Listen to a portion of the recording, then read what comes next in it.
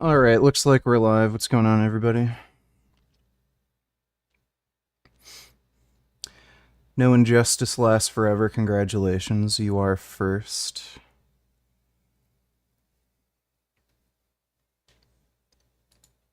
This is an important story. I want to mention this.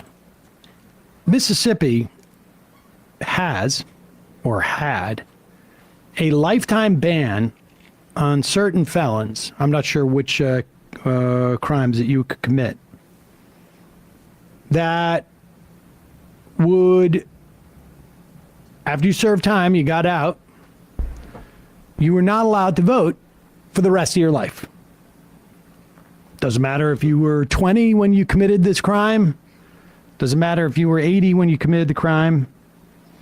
You would not be able to vote for the rest of your life. Now, a lot of times this is challenged. It's been challenged in the past under like the 14th Amendment, right? Not getting due process. A panel of Fifth Circuit judges, according to the Washington Post, ruled 2-1 in favor of plaintiffs who were looking to have their voting rights reinstated, writing that the section at issue in Mississippi state's constitution, quote, ensures that they will never be fully rehabilitated, continues to punish them beyond the term of their culpability requires, and serves no protective function to society. So one of the ways of being rehabilitated is to have full rights as a citizen, to be able to vote on who is representing you. And the Mississippi state constitution. Dude, that's funny.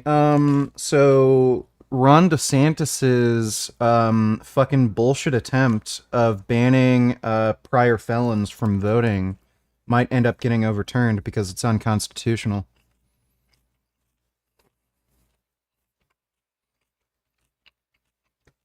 How am I today? Not bad, dude. How's Jasmine? She's doing fine. Kind of medication am I on? I'm on Wellbutrin. Steve Fox will probably be the next Tekken 8 character revealed. Cool. Constitution which denies that right to vote, and we should say this comes from 1890. Folks, I'll give you I had to delete yesterday's stream because somebody baited me into playing porn on stream, so 3 seconds to catch up with me here, but this is the pushback to Reconstruction, right? And once the 13th, 14th, 15th Amendment passed, then these slave-owning states, they roll out constitutions, they go to the Supreme Court. Jim Crow, ladies and gentlemen. In so excluding former offenders from basic aspect of democratic life, often so long after their sentences have been served, Mississippi inflicts a disproportionate punishment that has been rejected by a majority of the states. In the independent judgment of this court, informed by our precedents, is at odds with society's evolving standards of decency. Where are we going here? This is not about due process. It is about cruel and unusual punishment, which the Constitution has a prohibition against. This is a standard which changes with time. This is also an important concept to understand. 200 years ago, maybe not voting was like, all right, you can't vote. You got a long laundry list of things, that, you can't vote.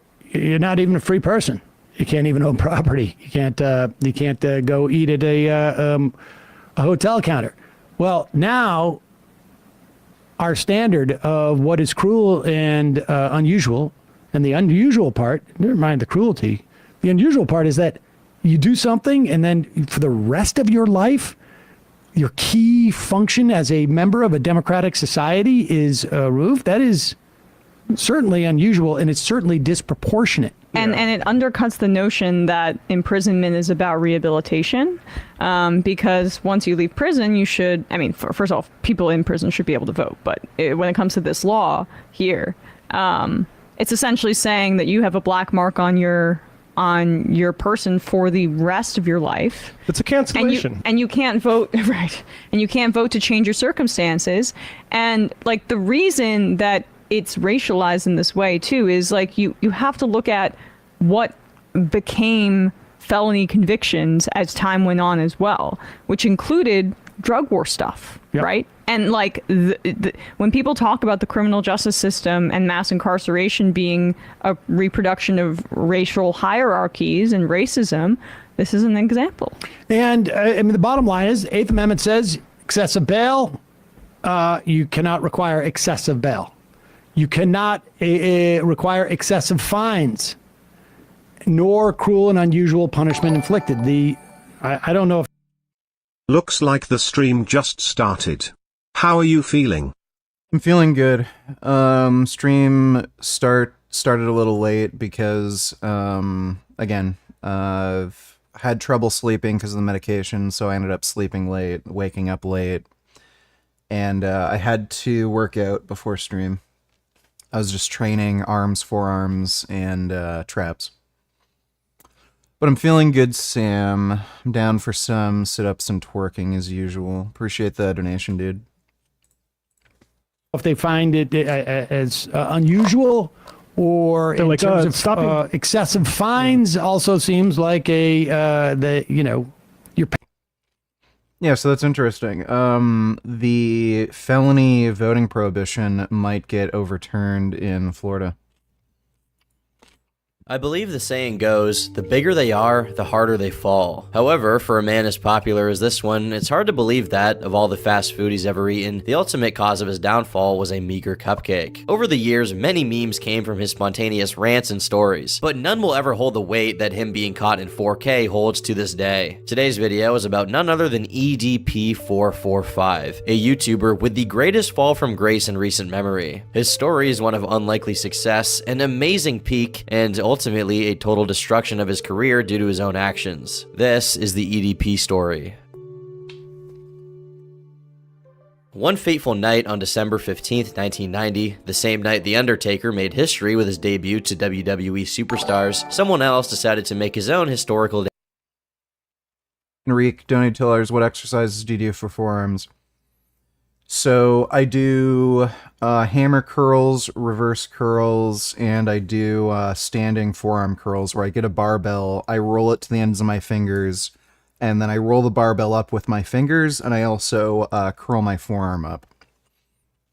And then I just repeat that. That's a really good exercise. That's blown my forearms up a lot. I also like doing forearm curls on a bench with a barbell.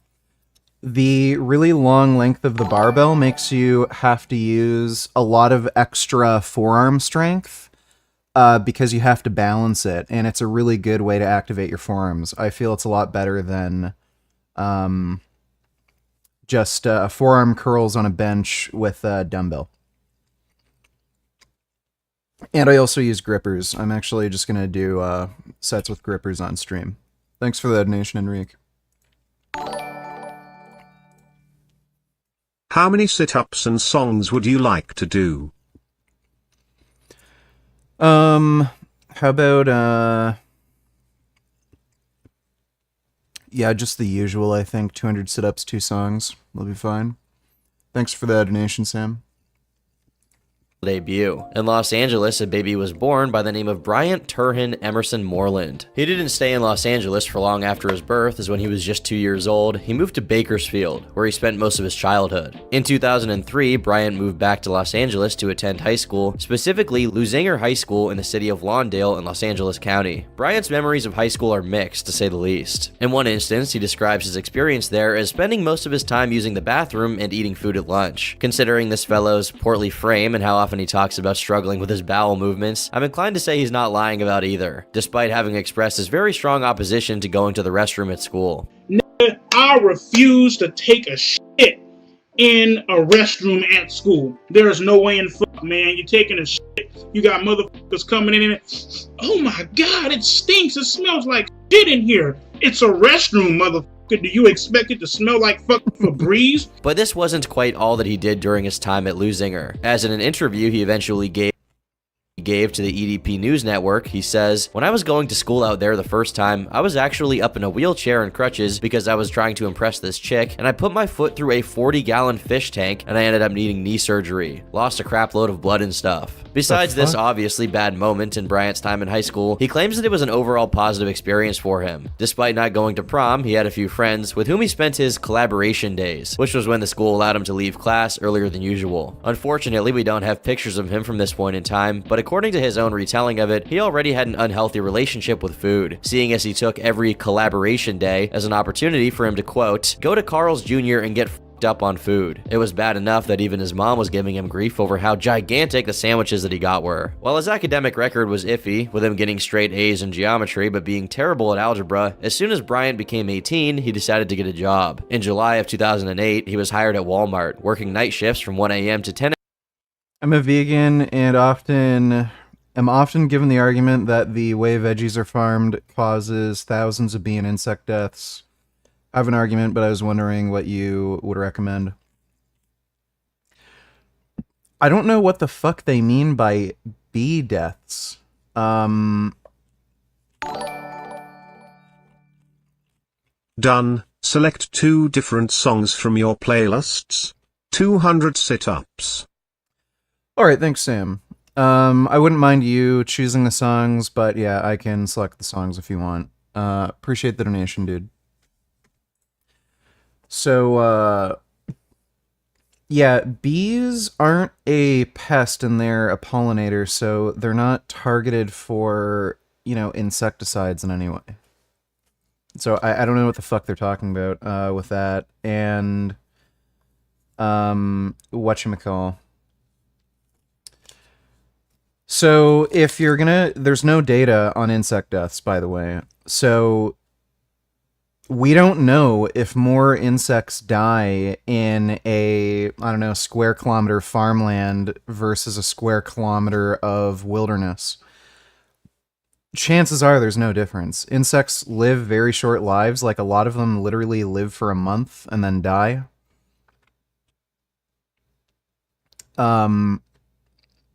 So I don't even know where they're getting the data for insect deaths.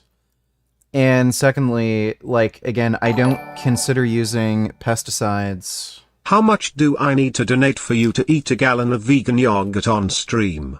Smile, you look so comfy, I want to snuggle with you and Gigglyardo in his Louisiana bayou. What are you eating right now? I don't think you could donate enough money to me for me to eat, any amount of yogurt. I'm eating lettuce with some vegan mock chicken. It's just soy, and I just have some cucumbers in it. Thanks for the donation, fake James Wade. I will select the songs then. Alright, very good, sir. Thanks again, Sam. So yeah, I wouldn't consider it a rights violation if you're using pesticides to protect crops against insects. And most insects are also carnivorous on top of that, so there's a number of reasons why I wouldn't really care about insect deaths. 10 a.m. stocking shelves. However, that wasn't all he did, as he also claims that he stole chicken, chips, Coke, and other things from the food supply. Regardless of that, he managed to keep his job for over 3 years, so he must have been a good enough worker that the occasional missing bag of Doritos wasn't worth firing him over. After graduating in 2009, Bryant found I was wearing my vegan activist shirt today and this dipshit walked by me at the grocery store and said, "I going to the deli section for SHO indirect insults like this. How do you handle random shitheads like this? Do you ignore them?" Which what I did. Oh, I'd tell them to choke on it. Or just tell them not to chew or something. That's usually what I do. Thanks for the donation though, Mac. found that, whenever he wasn't working his job at Walmart, he had a lot of free time at his disposal. In June of 2010, he decided to dedicate that time to creative endeavors. And since YouTube was enjoying a surge of popularity with vlogging and lifestyle content, he decided he would try his hand at it too. He created a channel called Eat Dat Pussy 445, for reasons not quite certain, as later on, it would be revealed Bryant was a virgin and hadn't ever performed his namesake activity. A while after the channel was made, he uploaded his first ever video, simply titled Freestyle. It consisted of 5 minutes of him doing what the title indicated, but presumably because this was his first time appearing online, he was too insecure to show his face, choosing instead to don a makeshift balaclava mask, which made it noticeably difficult to breathe, especially since, for a man of Bryant's rotund circumference, breathing was not the easiest activity in the first place. Because of this, despite being somewhat able of stringing together relatively coherent lyrics, he struggled keeping up the pace and often ran out of breath. It really crunked his flow, if you know what I mean. From what we can understand of the lyrics, and it's not that much, his rapper name is Bad Luck. Speaking of his lyrics, if we can call them that, they occasionally reference the Philadelphia Eagles, and noticeably, Bryant's crooked flat-brim hat and jersey were both Eagles merchandise. But before I go any further, a word from today's sponsor, Temu. Temu is an online marketplace that offers the most competitively priced products in multiple categories: fashion, jewelry, home decor, pet supplies, gaming, and more. Use code SALE738 sponsoring today's video.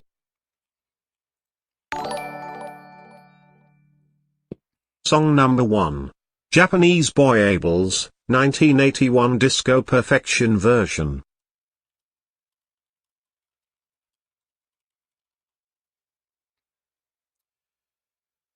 All right, that looks like that. Very nice. Thanks, Sam. Donated Tillers, Biden's Attorney General appointed a special counsel to investigate Hunter Biden, and Republicans still aren't satisfied. Are you gaming tonight? Can you please play Endling? I'm probably going to play Spider-Man Remastered. I don't know why, but I'm just craving Spider-Man. Merrick Garland appointed David Weiss special counsel because he knows Weiss will protect Hunter. Yeah, sure. Dude, it is baffling how many vegans fell for the carnist anti-seed oil propaganda. I put up a post in a vegan group and people are misinformed beyond belief, resorting to unnatural and processed tow and pushing coconut oil. How do we stop the cringe? These people don't care about, like, evidence or science. They're ideologues, so... It was particularly hot today where I live, so I stuck a garden hose into the bottom of my local porta potty and drank the warm blue shit and piss smoothie at the bottom. Even got some chunks. I'm pretty sure it's safe and has electrolytes. I'm horny. Well, I would just recommend microwaving the poop and piss before you eat it, just to make sure you don't get any germs. Thanks to the nation, though, microwave poop. Yeah, so these people you're arguing against who say, like, seed oils are bad, like, they don't care about science or evidence, just plain and simple. You know, obviously, those who try to use some sort of scientific reasoning, like, if they aren't immediately receptive to, you know, basic debunks, like, you know, them claiming it causes inflammation, then you show it doesn't cause inflammation, and then they say some stupid bullshit cope like, oh, you're just cherry picking or something. Like, it's just not bother arguing with these people. So it's what, like, it is what it is. Same with anti-vaxxers, you know, like, there are people who are kind of more in the middle who aren't sure that you could probably communicate with, but when you're talking to people like RFK Jr., who's just a full-blown anti-vaxxer ideologue, like, these people just don't care about science. No matter what you show them and what you do, they'll just always have the same opinion.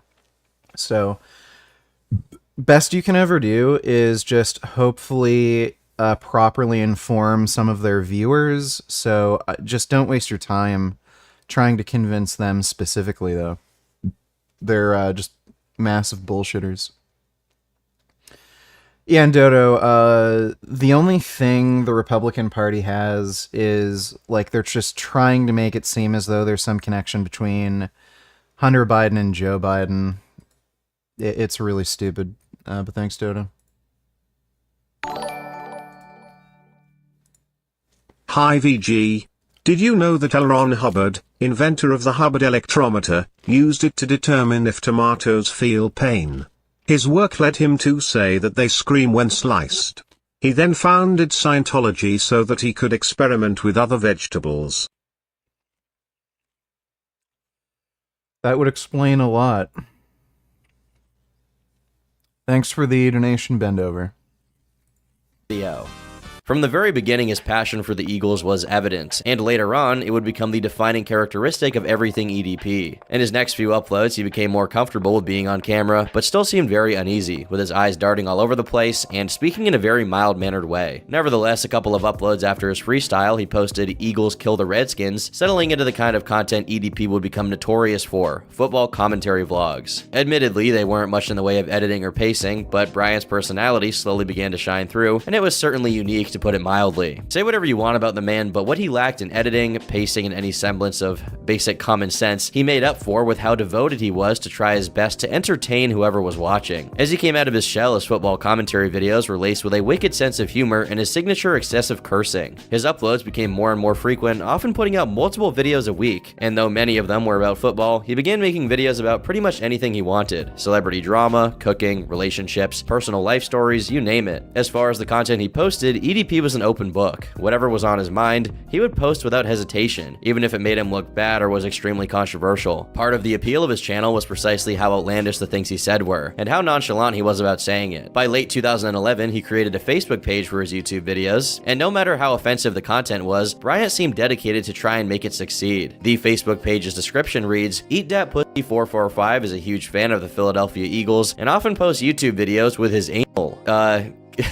I couldn't have said it better myself. By this point, he had already been fired from Walmart, but he didn't resent the manager's decision to let him go. According to his video, "Fired from Walmart and couldn't be happier," he was already making more money from the things he did on the side than his job anyway, so he was happy that he no longer had to work the night shifts that were preventing him from focusing on the things he actually wanted to do, like making YouTube videos. You know, and I walked out that bitch, man.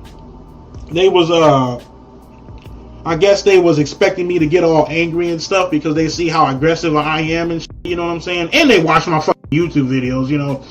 So, I know one of them seen the fact that I hate fucking managers, so I don't give a fuck. Anyways, man, that's my little story tonight.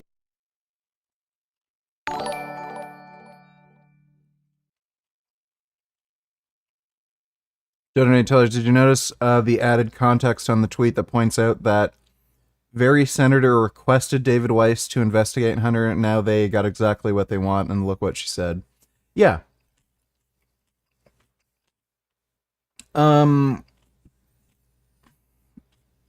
They're a joke. There's clearly Hunter Biden, I'm sure, has done a bunch of criminal shit, but like it's just not related to Joe Biden at all. Thanks for the nation, though, Joe. I've recently ran Name the Trait for veganism and my opponent named having parents that can read and write. Can I refute this trait because an individual's traits are not that of their parents, such as a mentally handicapped person with literate parents? Yeah, so there are people with Down syndrome who've had children. Like, usually if a Down syndrome person's educated, they can read and write, but I don't even know what they mean by that, because, like, if you have dead parents, your parents can't read and write. So do they mean had the ability to read and write? Like, it's not a current thing? So... And by the way, like, why would the... I don't understand why that would matter for the parents, not the actual subject. So, like, they'd be fine with killing you if they, like... They'd be fine with you being killed, supposing they couldn't read and write. That's really weird. You would think that would matter of the subject and not the subject's parents. And yeah, again, the reductio to that would basically be it's okay to Holocaust mentally disabled people, which is what the Nazis did. Thanks for the donation, though, come Eichner Gordon. Your parents are dumb. Or I thought I was having heart palpitations today but looked down and saw my pec was switching like crazy. That shit lasted for like an hour. Speaking of shit, save a log of shit under your pillow for secret nighttime eating. Share with Jasmine. I'm horny. A lot of the time, chest pains and like things that feel like irregular heartbeats aren't your heart. It's either your pectoralis muscles or the muscles around your rib cage. So yeah, it happens. Thanks for the nation, though. Microwave poop. Good advice.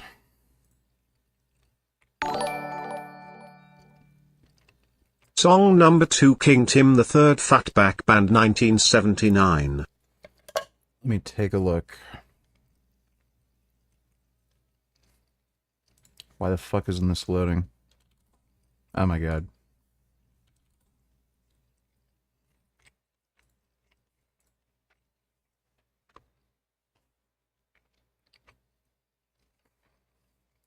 Okay.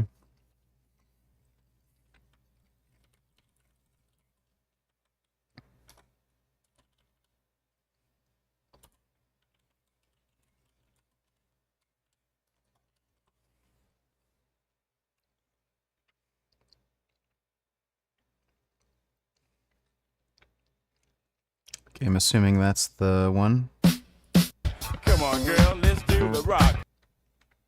All right. Excellent. Thanks for the donation, Sam.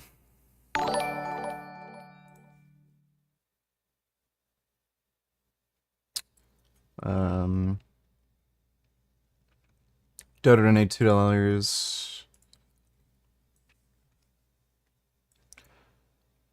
Zuck realized that Rocket Jesus is a fraud. Think we can all agree Elon isn't serious and it's time to move on after a real date. Dana White offered to make this a legit competition for charity. Elon won't confirm a date, then says he needs surgery, and now asked to do a practice round in my backyard instead. What? Oh my god, if Elon ever gets serious about a real date, an official event, he knows how to reach me. Otherwise, time to move on. I'm going to focus on competing with people who take the sport seriously. Oh my god, that is so fucking embarrassing. And it's a thread post that's being reposted to fucking x.com now, I guess. Formerly known as Twitter. What a fucking pussy, dude. That's hilarious. And he's the one who challenged him. Oh my god, Zuck officially chickens out of Elon fight. What? His fanboys are coping for him? Oh my god, this is hilarious. Dude, right-wingers are just fucking pushovers.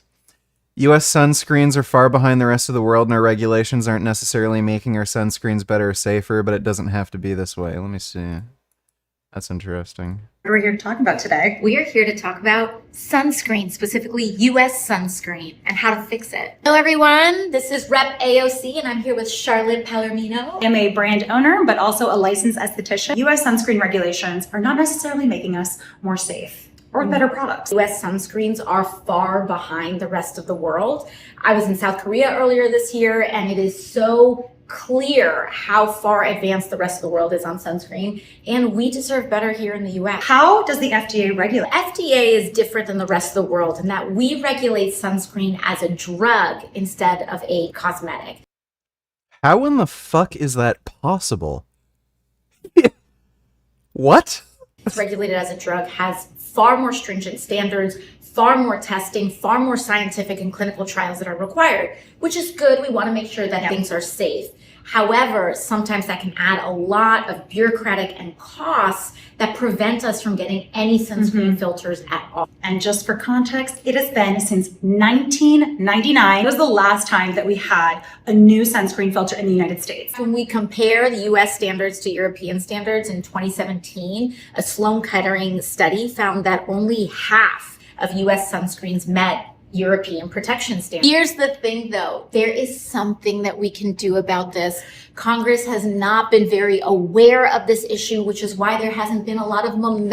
That's fascinating. I didn't know that. If I ever order sunscreen, I'll try to look for Korean sunscreen.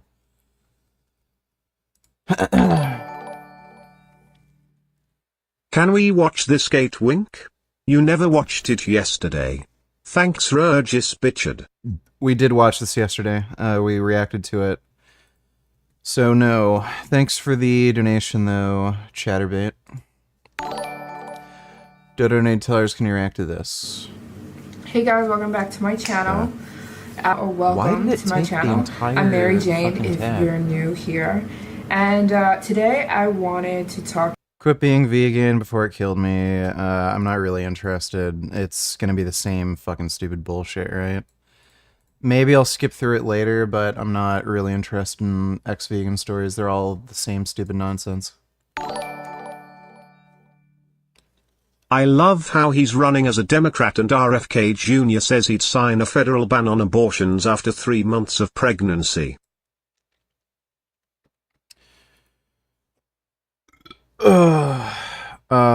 Yeah. His entire voter base is Republican. He's getting funded by Republican donors. And there are Russian Kremlin agents who are also funding him and helping him run his campaign. He's not a Democrat. It's not the most unreasonable thing to like want to have a ban after 3 months, but like you end up having these bureaucratic issues where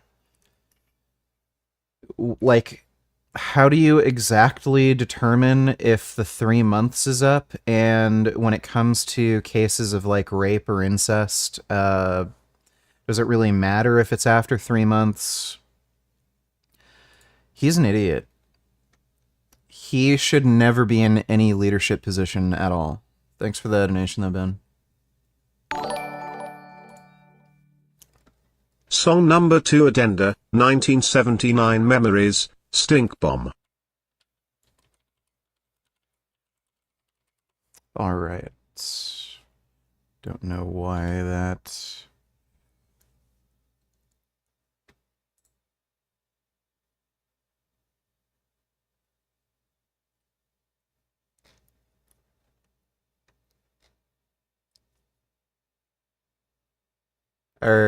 Is this a joke?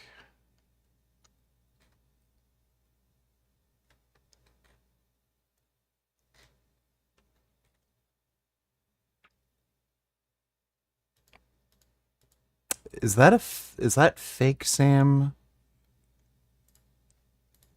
Stink bomb. Really?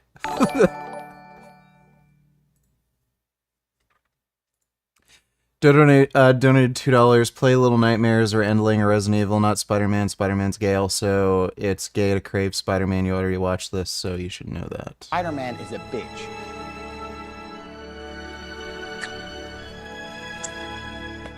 If you like Spider-Man, you need to seriously reassess your life.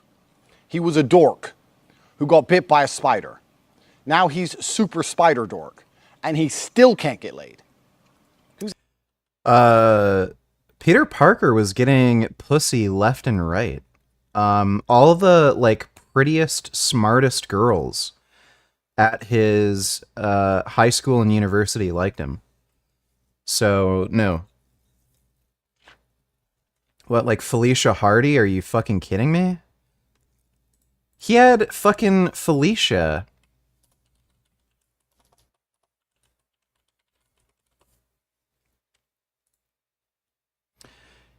I don't know if I can find, let me see, comics. He had fucking... She turned into Black Cat eventually, but Peter Parker had this fucking chick who's a fucking studying to be a scientist after him. She was fucking into him. Like, he was slaying ass left and right. It's like, he never read the comics.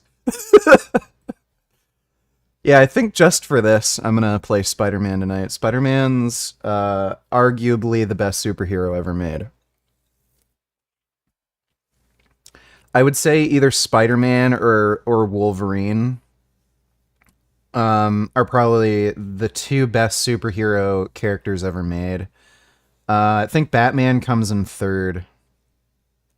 Maybe. There might actually be some better characters than Batman. But I would say those are my top three.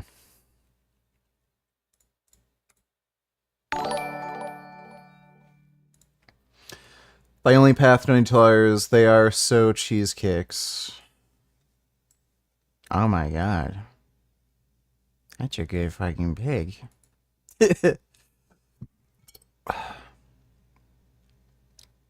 Holy shit. They are big fucking chonkers. Oh yeah, I actually was riding my bike and I saw a skunk when I was riding my bike. They're really cute. They usually come out at night when it starts getting a little cooler around the fall.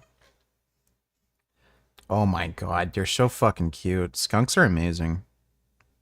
I really like skunks. Oh my god. That's a good fucking skunk.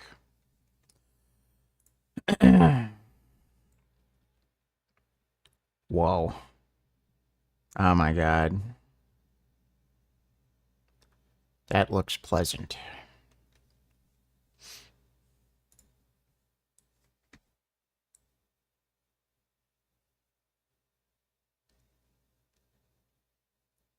That's a nice pig. Wow. Pigs are really cute.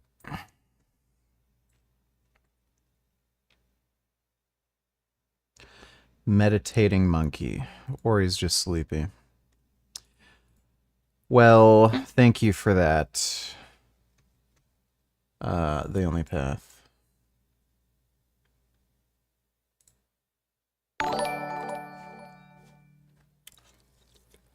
Can you please tell chat to be nicer to me? I'm trying to give advice on fecal-friendly recipes like my microwaved poop and cum ravioli and classic poop and urine oatmeal. They obviously have never sunk their teeth into a good log. Please defend me, Richard. Sure. I think people just don't understand how important poop eating is. Thanks for that donation, microwave poop. Did you get my song to addenda message? Yes, but, this... Like, what song? Because it's an anime that I'm familiar with. But it just says 1979 Memories Stink Bomb, but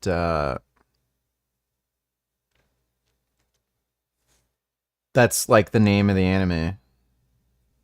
So, like, what is there a piece of the soundtrack that I'm supposed to, you know, to work to? I'd like you to clarify, but thanks for that donation, Sam. I knew that RFK Jr. was being funded by Republican donors and the Kremlin. I was trying to say that would be the dumbest position to take if you were actually running as a Democrat. I'd consider it political suicide the same way as saying I love Hitler. Well, he's tried to deny that he's getting funding from the Kremlin, but it's obvious. He was caught, and he actually ended up having to delete a Twitter post because it was clear that Russian agents were helping him construct some of his campaign photos and shit because they were Russian. They were using like specifically Russian, what is it? Like copyright free photos or licensed photos, which would be really odd for an American, politician. So it's obvious what was going on, and he ended up deleting that post and denying everything, but he's a piece of shit. Thanks for the donation, Ben.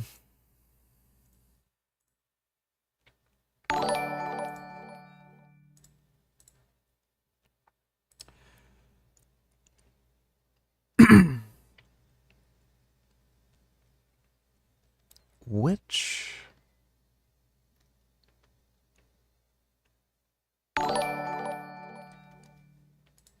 Here is the full title, King Tim III Fatback Band 1979 Memories, Stink Bomb.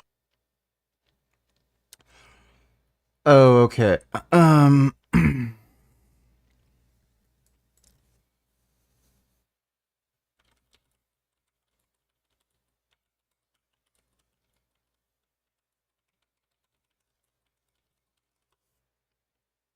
My favorite YouTuber now. Okay, there's something weird with notifications. Thanks for the big donation, Jalen. Really appreciate that. I don't know if you wanted me to twerk or do sit-ups or something, because that dono's pretty huge, but really appreciate that, man. Okay, so it's the same one? I'm assuming? Yeah, these would have to be the same song, right?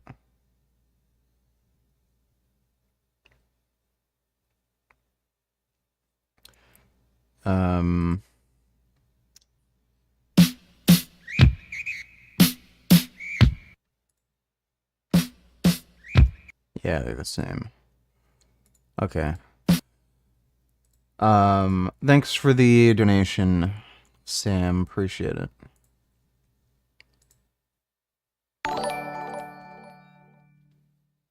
Did you ever read the Berenstain Bears growing up? It was a great book series. I also liked Goosebumps. Very scary. I did read Berenstain Bears growing up. I never read the Goosebumps books, but I did watch the television series. There were a lot of good episodes, and there were a lot of like weird, dumb episodes too. That was a good, entertaining series. Thanks for the donation, Dodo.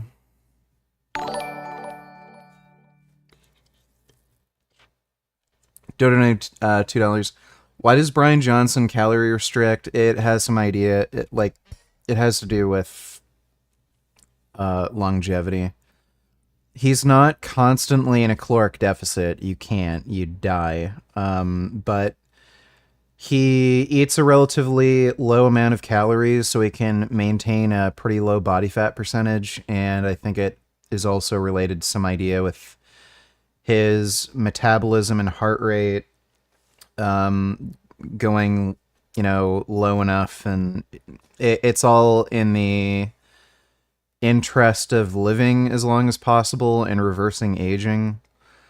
He says he's constantly hungry and he never ever feels full. That sounds bad and unsustainable and annoying and I don't know how it affects him mentally, but I would imagine for most people the kind of mental stress that would create would probably negate the benefit of just being that extra bit leaner. Thanks for the donation though, Dodo.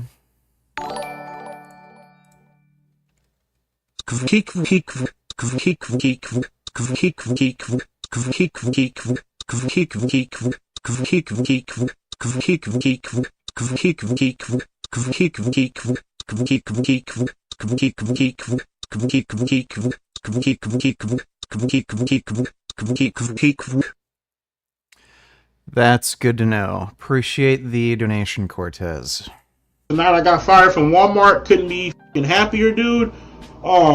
2012 marked a shift in gears for EDP, as he was finally made a YouTube partner, and thus eligible to make money off of his videos. Dude, how the fuck did he get partnered to begin with his content?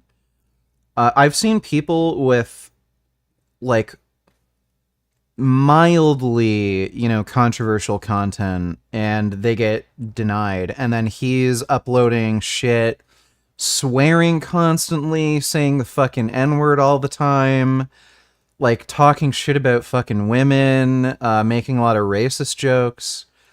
It has to be because he's black. Like, they must be more lenient with black creators when it comes to that shit. While the handle of his account continued to be the same as always, his name during this time was Birds to the Grave, signaling his undying loyalty to the Eagles. He remained mostly unknown in Bakersfield, but online he was... Fucking weird. Bootycum, donate $2, watch this.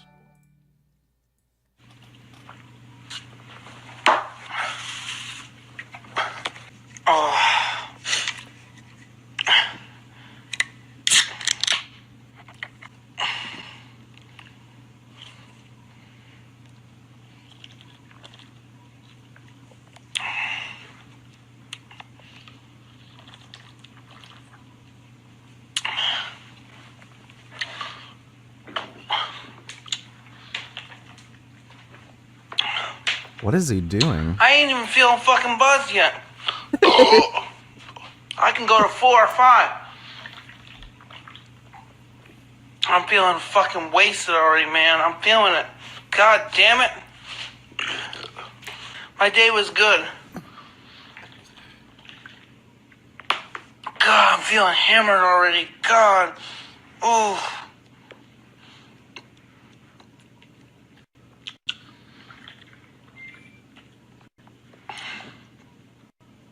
My night was good. It was pretty good.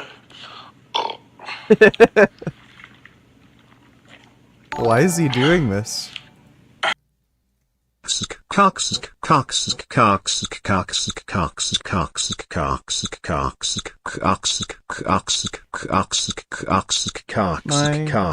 You can just lie down. You don't have to scratch the floor. I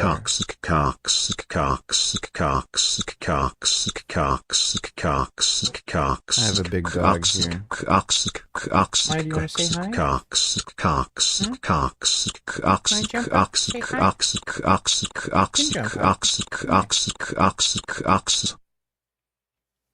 I don't know if you guys can see or no. No, just off screen. I have a dog here. There's the dog. Well, thank you for that, Cortez. Excellent spam as always. Yeah. Look at this big dog. She's a good dog. She has the softest fucking ears of any dog you've ever felt. It's pretty weird. Rest of her fur feels normal, but her ears are super soft. They're really, really nice, and like even the actual like meat part of her ears, it also feels soft and supple. She has really nice dog ears. Yeah. I think she has my favorite dog ears. Oh my god. You're such a cutie. Yes, you're special. All right.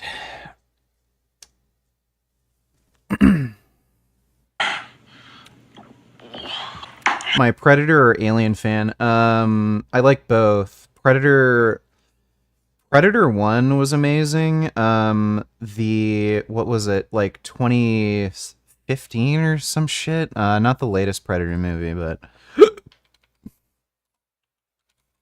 or no, it was called Predators, right? Yeah, 2010. Okay, that's from a while ago. Predators was a good movie. Wasn't as good as the first, but it was good. And what was that other one? Predator something. What was the latest one?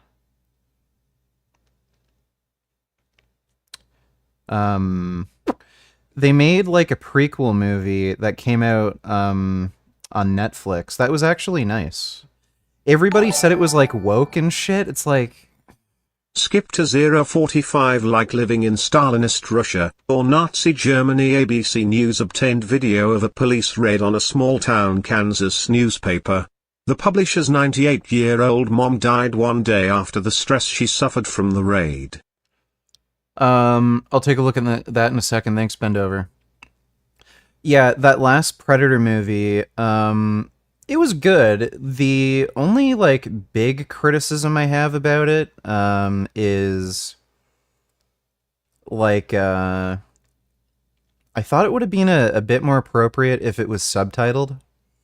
They technically have a subtitled version, but they dubbed over the actors' English. Like, they did the acting in English. Whatever, what are you gonna do? And they used, like, CG blood and gore, which, you know, it's better than it used to be, but it's not quite the same thing as using, like, actual practical effects. They still haven't quite perfected it. But it wasn't, like, woke or anything. I mean, you need a character that overcomes something, and I thought it was cool that they incorporated, you know, something from another Predator movie. So, like, this was actually a prequel. She defeated one of the Predators and was given a handgun from someone else that I think the Predator defeated as, like, a gift. And then it seems that she was eventually killed by another Predator. Like, I thought that was pretty cool. Might have spoiled some of the movie for you, but I'd recommend watching that. I only really liked Aliens, the second Alien film. All the others were pretty terrible. Alien 1 was good, like, especially for the time, but it wasn't nearly as good as Aliens. Like, the rubber suit costume is a bit dated, and, like, some of the effects are dated, I think even for the time, and it's not nearly as exciting. But yeah. Alien 3 was just fucking trash.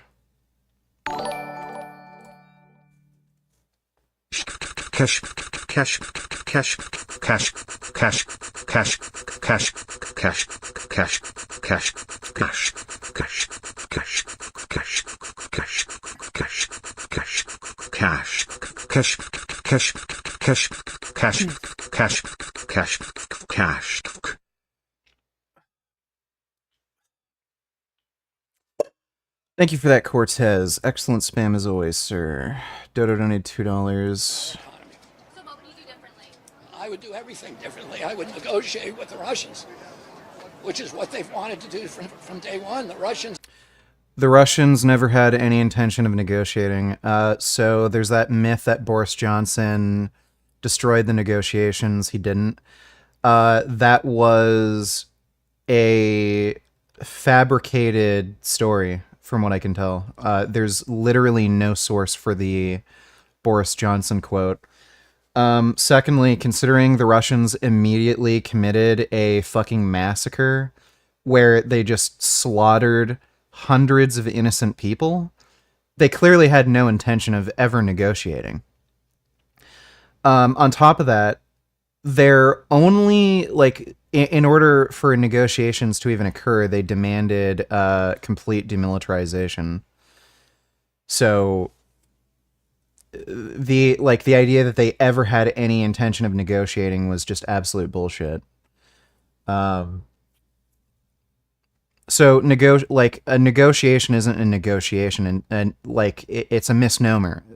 What the Russians want is surrender. That's it. So he's lying, and again, this is a guy who's being funded by the Kremlin. Signed a peace agreement in March of 2022, which we just found out about. Nope. And Zelensky initialed it.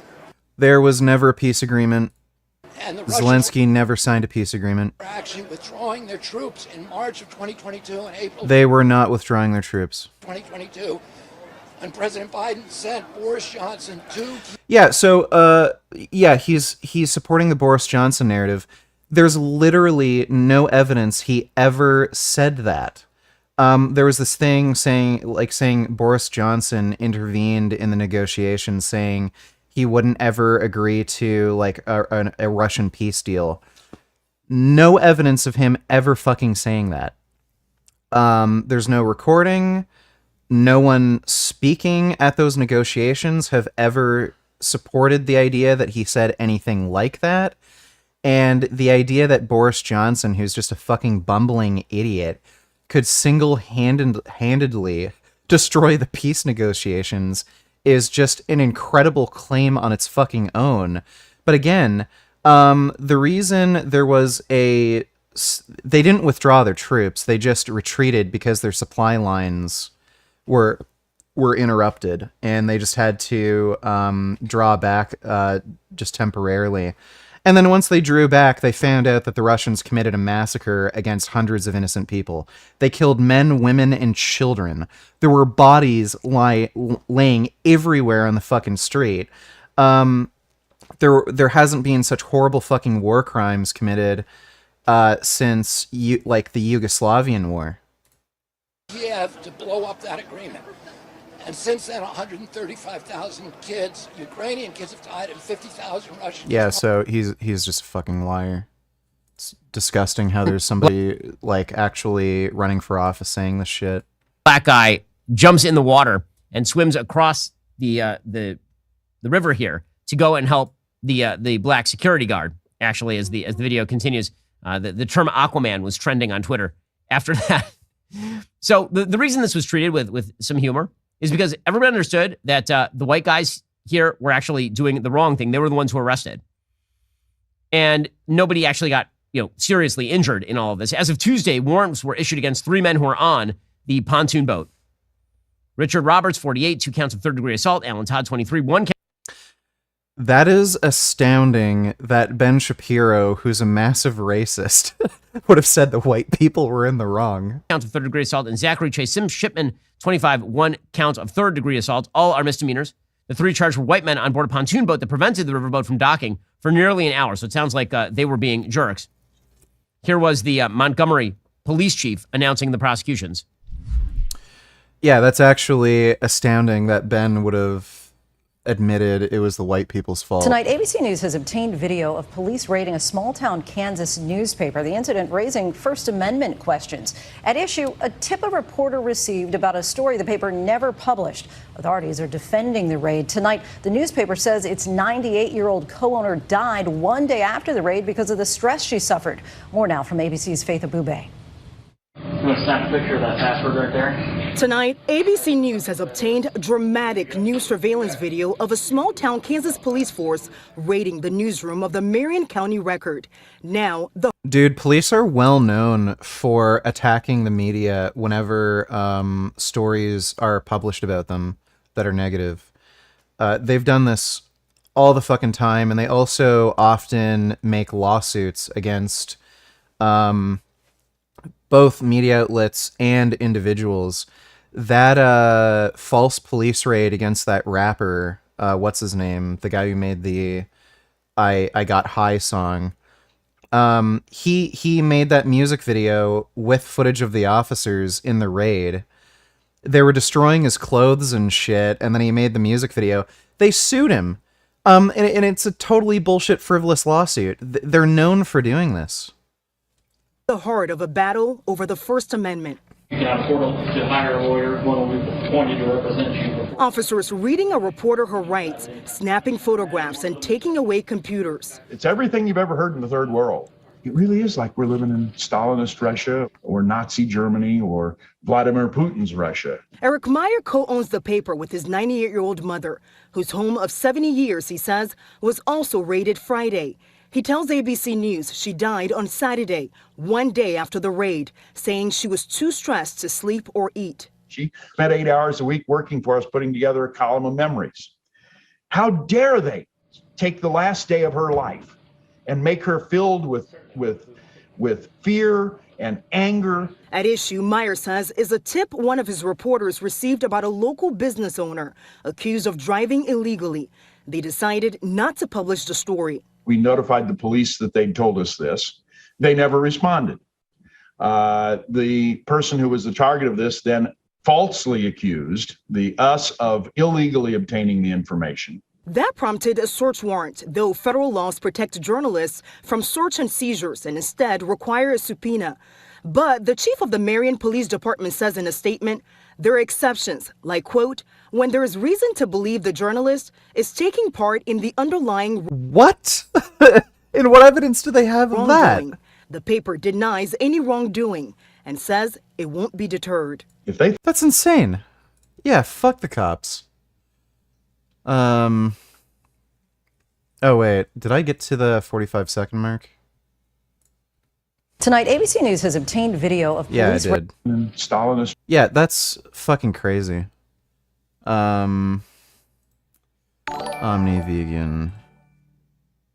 I feel like so many people only judge a film based on whether it's woke or not, which is the most retarded shit.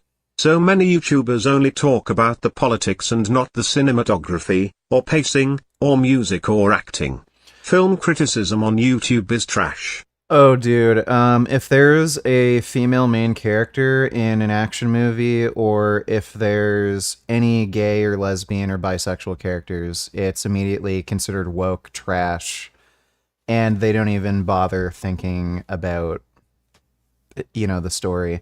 Like, what's funny, like, there were never any of these narratives in the 80s and 90s. Like, you have Alien and Aliens, and Alien 3, really. Female lead character, and she technically became, like, an action star, especially in the second movie. Like, the character Ripley. Was anybody claiming the movie was woke or anything like that? You also have the Terminator films, Terminator 1 and 2, and there was a pretty big shift, too, in the second movie where, you know, there was a huge fucking character development from the first to the second, where Sarah Connor was sort of more the damsel in distress that required saving, and then towards the end of the movie, she kind of fought for herself and defeated the Terminator. And then in the second movie, she, like, got really fucking jacked and ripped, and she was working out constantly. Like, especially some of the still images when she was, like, working on the M4, like the... Well, I guess it would have been a Car 15, right? Like, she actually got in really fucking crazy shape for that role.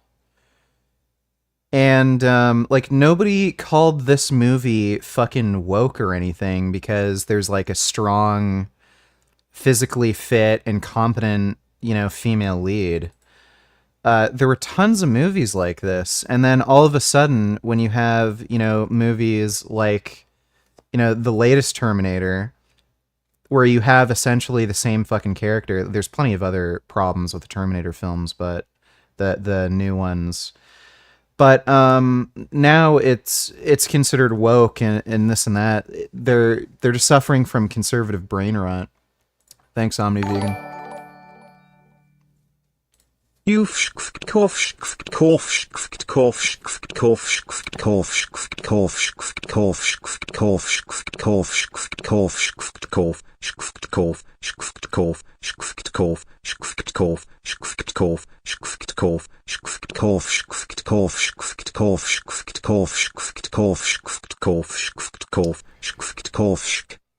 Thank you for that, Cortez.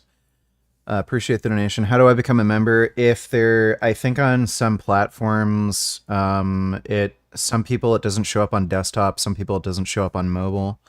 There's usually a link at the bottom of chat with a $sign to become a member. If you're not seeing that, there's a link in the description of the stream to become a member. The only path no tellers have you or anyone else debunked this video. It has quite a bit of science in the description. Let's see, vegetable oil health risks. Why heart-healthy vegetable oils are the root of all chronic disease. So that is absolute bullshit. Omega-6 ratio, Western diet. There's never been any indication that omega-6 ratio does anything. So there's this assumption that because there's a 4-to-1 binding affinity to the enzyme that breaks down omega-6 and omega-3 fats, that a 4-to-1 ratio is ideal. There hasn't actually really been any good research on whether or not omega-6 to 3 ratio affects chronic disease risk. Most of this is based on like assumptions. There are some small studies here and there showing like certain ratios are more ideal for certain diseases. I think for like heart disease patients, like a 1-to-1 ratio might be preferable. But again, like there just isn't really strong indication either way.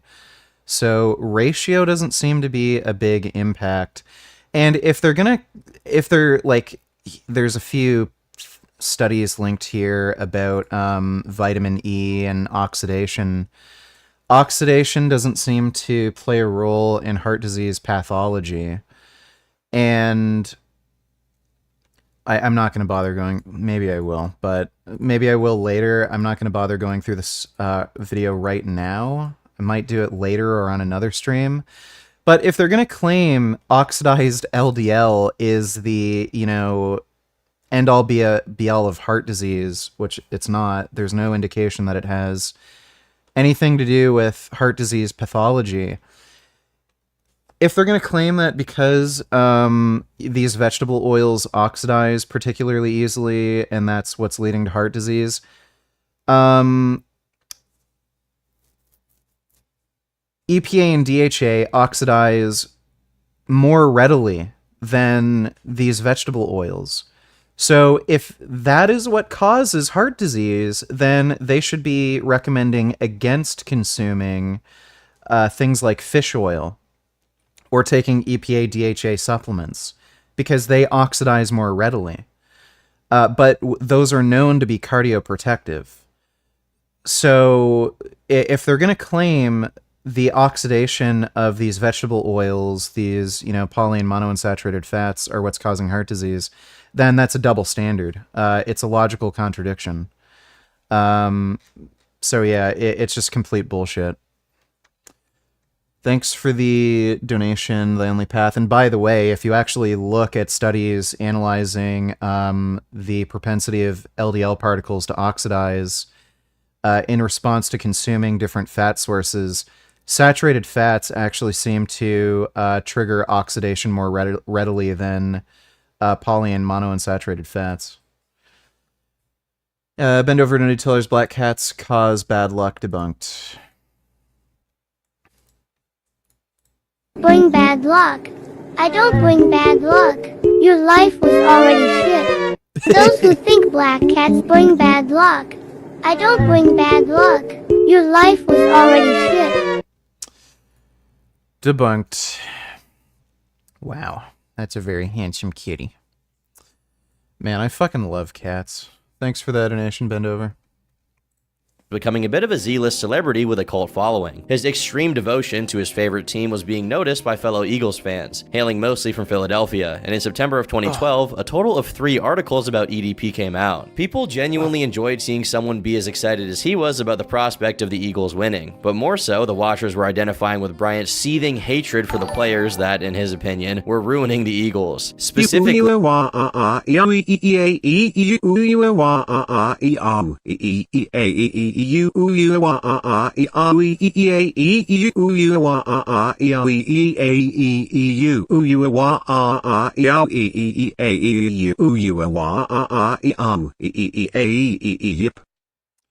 Thank you for that, Cortez. Appreciate the donation. he hated player Nnamdi Asum, a feeling that was echoed by a significant portion of Eagles fans at the time. Nnamdi Asomugha, you bum ass, big lip, high top fade wearing motherfucker, get your garbage, nigga, pack your shit and get the fuck out of the city of Philadelphia. His video covering Nnamdi's performance in the latest game was featured prominently in the article, and by this point his videos were averaging about 30 to 40,000 the views. Genova vid. I'm getting distracted, sorry. Oh, one more, baby. I'll be drunk by then. My workout was good. Oh, God, I feel fucking like a dizzy. Oh.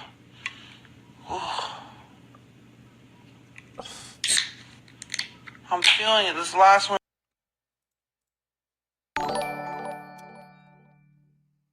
Neko hat shopping.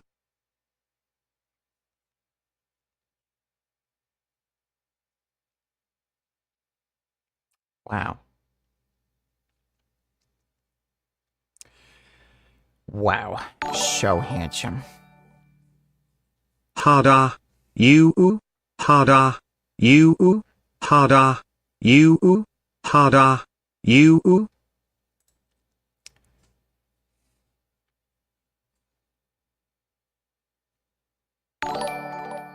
Wow. Now that's a handsome boy. Let me take a look, Mac.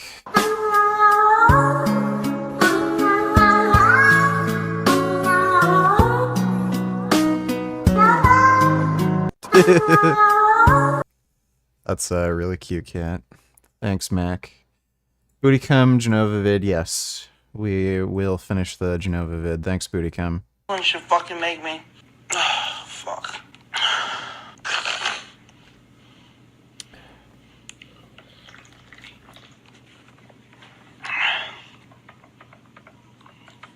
Whoo!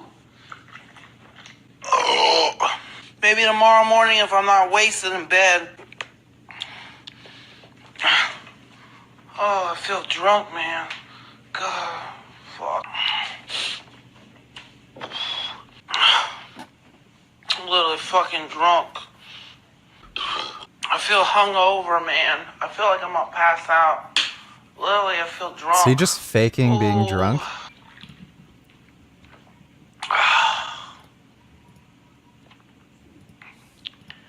What? You want me to fucking do closing? Oh, I feel drunk. Oh, like literally. Oh, man. Fucking high right now. Fuck, I'm hungry. Fucking meal. Fucking God, I'm drunk. Fuck. Like literally fucking shit, I'm God. Fuck. Oh, literally, I'm wasted. Oh, God. Oh. Yeah, I don't think he was actually drunk. With the occasional hit video going up to 100,000 or a similar figure. Later on in that month, EDP was interviewed by the Philly Mag, where he revealed that his nickname in high school was Big Cheese Nips for reasons I can only speculate on. His brief and small bout of journalistic fame coincided with him taking a trip to Philadelphia to watch the Eagles play, which was his first time going anywhere outside of the state of California. Approaching the end of the year, a Twitter user called funeral_Z shot a few tweets at EDP himself, pitching the idea of creating a fan website dedicated to the EDP brand. While initially seeming pleasantly surprised that people enjoyed the stuff he did online enough to make a fan page for it, EDP got reasonably upset when he discovered that the site featured a picture of his mom from a video where she interrupted his recording. Bryant's opposition to the usage of his family's image only served to attract more attention to it though, and shortly thereafter, fake Twitter accounts for his mom and dad were created, with tweets such as, "Me before I picked up bad eating habits and gave birth to a worthless piece of shit.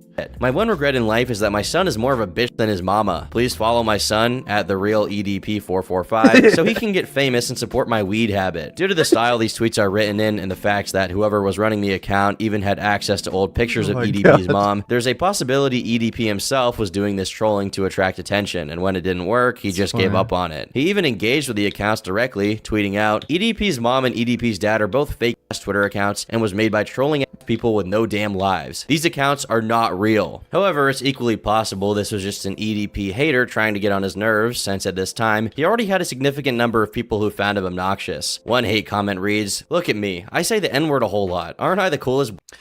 Dude, you know, I got doxxed early on in my YouTube career, I think within the first year, where my address got leaked, and then people were calling pizza delivery guys to my house. And I found out who it was because this dumbass fucking kid, like, basically admitted to it in my comment section. It was this fat fucking annoying kid who lived across the street. I saw this fucking fat loser dipshit, sometimes with his, like, dad outside. He was this, like, shit fucking... He was, like, playing ball hockey sometimes outside, and he was shit at it. He fucking sucked. And he left this dumbass fucking comment saying, I see Vegan Gains, like, come outside with his bike every morning, and I see this, like, bitch, like, go on a ride and shit. So I knew it was him. It had to have been him, because he has a direct view from across the street, and I see that kid watching me from the window, or when he's playing ball hockey. And after, and I responded to that comment saying, oh, so it was fucking you, asshole. And then I never saw him come outside again. Every time, like, I'd go out, I'd never see him outside. That fucking bitch. So, what a dumbass kid. Black man ever, grow the hell up and show some respect for the people who fought so you could have equal rights. I'm about to start reporting you for hate speech if you can't evolve. Absolutely ridiculous. To which EDP succinctly replied, don't watch the shit. Honestly, the real OG was whoever was running the EDP fan site, called EDP News Network, by the way. He was a pretty decent writer, considering the fact that despite covering things as boring as what kind of clothes he was wearing in each video, they make Bryant sound like a lolcow as illustrious as Chris Chan. Unfortunately, after being followed by EDP on Twitter, they stopped updating the website and never returned. It's a real shame because he would have a lot of things to document in the coming years. One of the things that led to the popularization of EDP's channel was his most successful video series, Don't You Hate That Shit, wherein Brian aired out any and every complaint and grievance he could think of to his audience. Also in 2012, he created another channel called Chaotic Kitchen 445, dedicated to cooking of all things. The channel is still up as of today, remaining one of the last relics of EDP's online presence that hasn't been affected by the cupcake-related events that took place later on. More and more, the existence of the EDP channel was a net positive in Bryant's life, especially now as an unemployed 20-year-old. One of the ways in which it was beneficial for him was that, other than his audience, he got to make a few friends online, such as Dalia, a fellow Eagles fan and YouTuber whom we met in his comment section. I will note that it's clear that EDP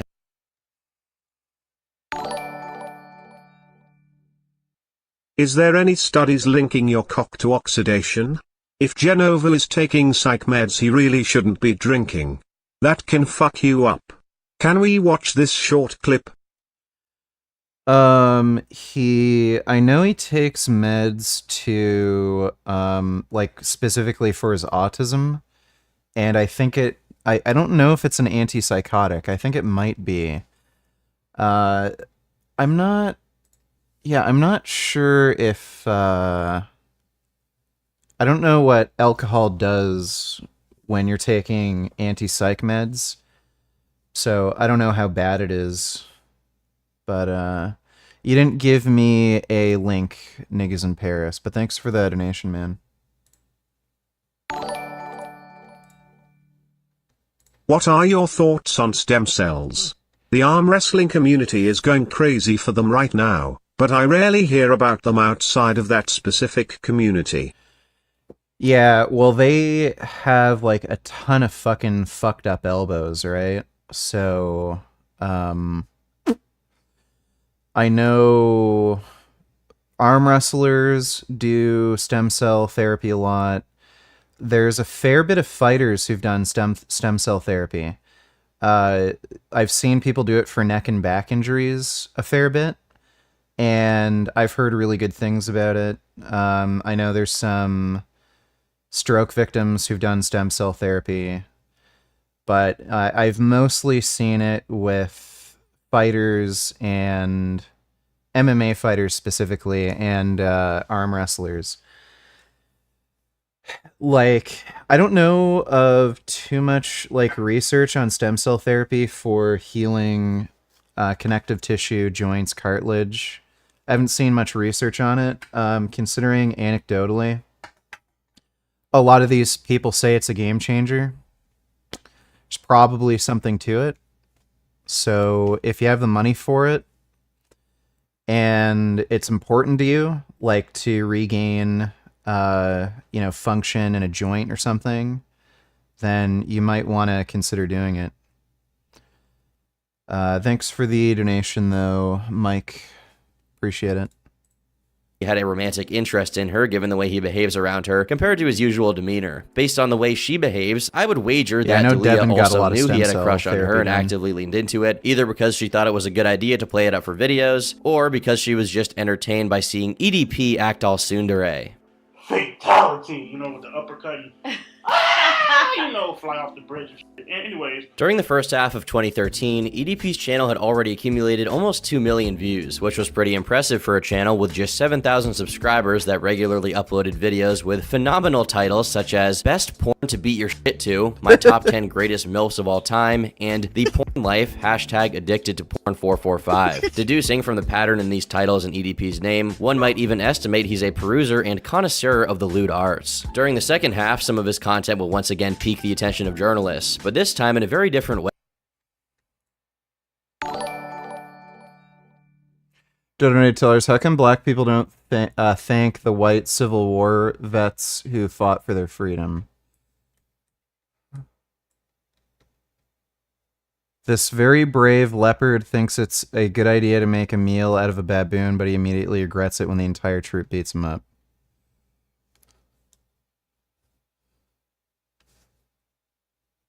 Wow. Huh. I didn't know they'd gang up on a Predator like that. Cool. I don't know, Dodo. It's a weird question, but thanks for the donation. God damn it, man, now I gotta donate again. Well, here's 2 clips. I think you'll at least like one. Oh, this guy. I've seen this guy. I've gotten a few of his videos recommended to me. He looks like he's gonna die of a heart attack. Like, he looks like shit. Sam Sulek is a 20-year-old bodybuilder with a huge following Whoa, he's only fucking 20. that has recently unveiled his day of eating, which caused a bit of an uproar over the last day or two because he basically eats like a lazy fat guy, a jug of chocolate milk for breakfast, followed by some Cinnamon Toast Crunch. Then lunch is Five Guys, and dinner is some Krispy Kreme donuts. And if this guy ate like this without taking all the steroids and performance-enhancing drugs, he wouldn't even look like he worked out. He could spend 2-3 hours a day in the gym. You follow... Well, he's probably like, you know, just not eating enough to like get fat, you know, eating that food. Steroids do to some extent seem to help with feed efficiency. So rather than, you know, like the carbohydrates or fat you're eating getting converted into adipose tissue, it's more likely to be burned for energy. But yeah, I don't think the steroids are working as some kind of wonder drug to stop him from getting fat. It's just that he's not eating enough to get fat, but he looks terrible. Like, his skin, you can just tell, like, the guy isn't healthy. this diet, nothing. It would just completely destroy your hormones. And then he preaches this macronutrient nonsense, calories are what matters. Yeah, try that diet and see what you look like. I mean, even him, his complexion... Yeah, I'd agree with Frank on that. Like, he looks terrible. Like, he looks like he's about to fucking die. And, like, a lot of the time you see, like, this weird red inflammation in his face. So, I would imagine it's not just the drugs, but it's also the food he eats that's just making his skin and just overall complexion look awful. Like, his physique is crazy, he's jacked as fuck, but yeah, he just doesn't look well. He kind of reminds me of Dallas McCarver. Like, Dallas McCarver also looked, like, pretty fucked up. Yeah, I don't think he's gonna live very long. He's probably gonna be, like, the next, you know, young bodybuilder kid who dies of a fucking heart attack.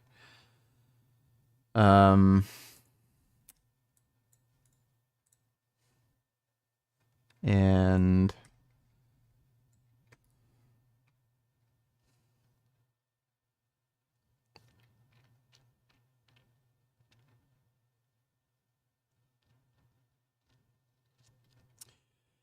Yeah, she is too skinny for me.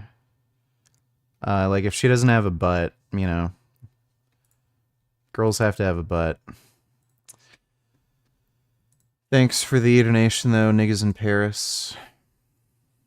Way. On November 13th, one of his videos was featured on the Comedy Central show Tosh.0. If you don't know who that is because you're an uncultured swine zoomer like me, he was basically the mediator between oddball internet culture and more mainstream outlets in the earlier days of YouTube, alongside Ray William Johnson and Equals 3. Although Ray was on YouTube. What grippers am I using? These are the Zenith grippers. So I either use these for some extra volume after I use the Captains of Crush grippers, or on days where I train arms and I'm doing like deadlifts and a lot of pulling, like my hands are usually kind of fucked up from it.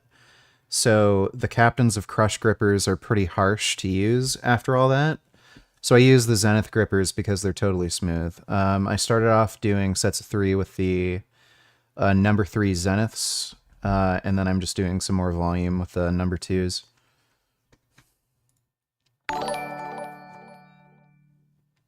How old is he? Wonder how long he has been doing the roids? He's only 20, so he couldn't have been doing roids for that long, given his age. So I, like, if I had to guess, like, it's got to be at, like, maybe 4 years. He's pretty huge. So he probably started when he was like in his mid to late teens, like 16, 17, something like that, which is pretty young. And like, he could pass for being older than me. Like, look at his fucking skin on his face. Like, dude, that's wacky. I'm 12 years older than him and he looks like he's older than me. Yeah, like, fuck me, bro. Like, even his lips are all fucked up. Yeah, he's headed for a fucking heart attack, bro.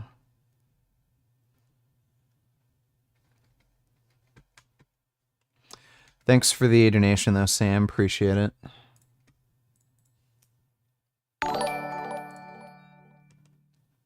Here's 2 sources that argue that stem cells have little scientific evidence sup. Well, yeah. You're basically only seeing this used as, you know, kind of experimental surgeries / procedures by private clinics. There isn't much research supporting their efficacy. Like, again, you can chalk some of these positive experiences, like Devin Larratt has gotten stem cells injected into his elbow, and he said that, like, completely fixed his elbow. It could, like, there's certainly an aspect of placebo, but when you're talking about people who are extremely high level performers in an extremely, like, difficult sport like arm wrestling, where they're suffering from a lot of pain that's debilitating, and then they get this treatment done and they come back and they say they have no pain and they can train like normal again, there's probably something to it. But yeah, there's just not much research on stem cell treatments. According to data released in 2018, American Academy of Orthopedic Surgeons, number is expected to rise as baby boomers age. Stem cells are advertised as an easy way to avoid surgery. So far, though, it's not clear that's true. Sports medicine physician Netherlands. His colleagues reviewed every clinical trial he could find that examined using stem cells for knee osteoarthritis. Stem cells are prohibited for use in Holland.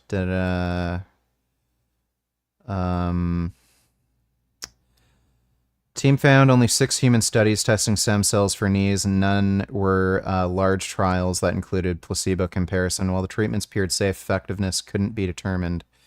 Every study had methodological problems. As a result, the authors didn't recommend stem cells. A problem with like studies that only look at pain too is there's a large psychosomatic component to pain. And when you do like imaging, so like x-rays, MRI, ultrasound, you might see orthopedic changes to like, knee or elbow or like joints in the spine.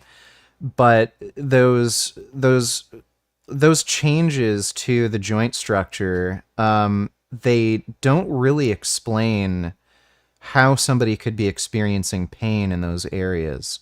So pain is kind of complex, and a lot of these orthopedic changes to joints, they're not like there's oftentimes not even an association with pain, so they can't really alone explain why pain is even being experienced. It could be a combination of things like orthopedic changes to the joint, lack of strengthening to the muscles and supporting ligaments in that area. So, like, who knows? But again, considering like you're seeing some high-level athletes saying it's helped, there could be something there. So it seems safe, at least, and if you have the money for it, you might want to explore it. So, let's see. It doesn't regenerate cartilage, doesn't improve its ability to still be functional, useful. Cell therapy might work, but maybe not in the way patients expect. Yeah. It's not surprising, but again,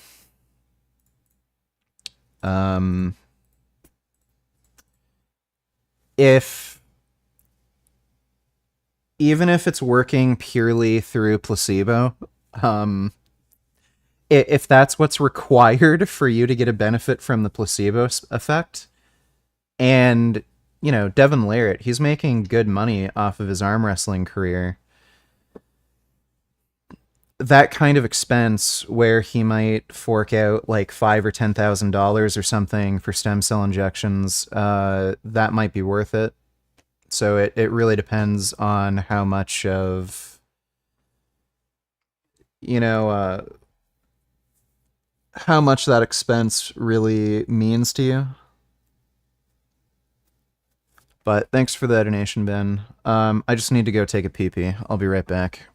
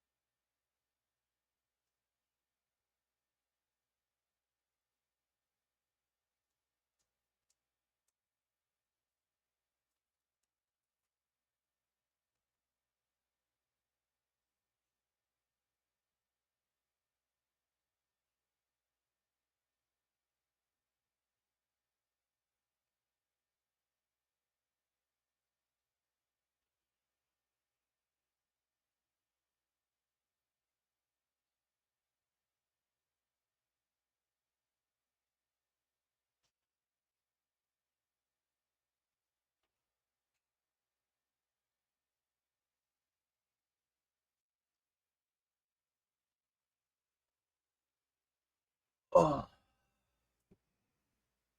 Yeah, we're watching Turkey Tom's EDP video.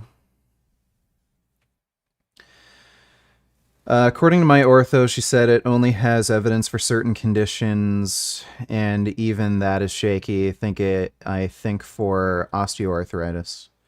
Yeah, probably. I got platelet-rich plasma injections in my shoulder. Expensive and very painful. Wouldn't do it again. Yeah, I think Eddie Hull got something like that done either in his back or in his knee. I recall him doing that. Like, for most people, it's just not worth it. Like, nobody's a competitive athlete, right?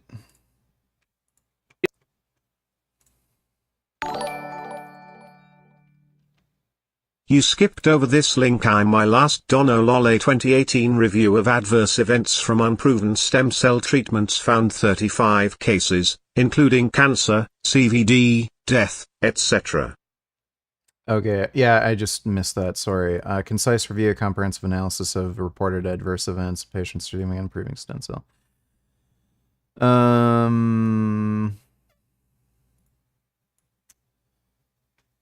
So, the problem with this, too, is, like, these are case reports. I don't know if you can necessarily link adverse events to the treatment itself. So out of, like, I don't know how common these procedures are either. So out of thousands of procedures, you only see 36 adverse events.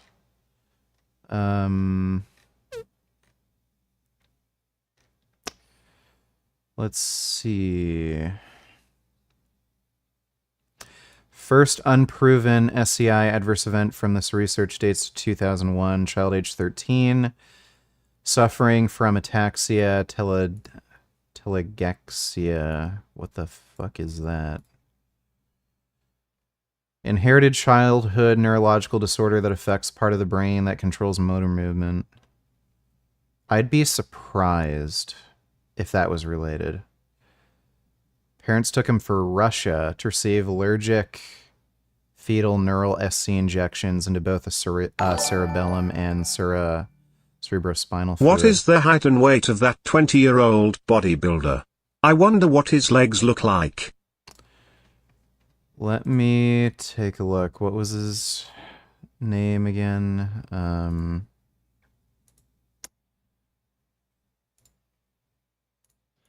think his wheels are maybe a little lacking compared to his upper body.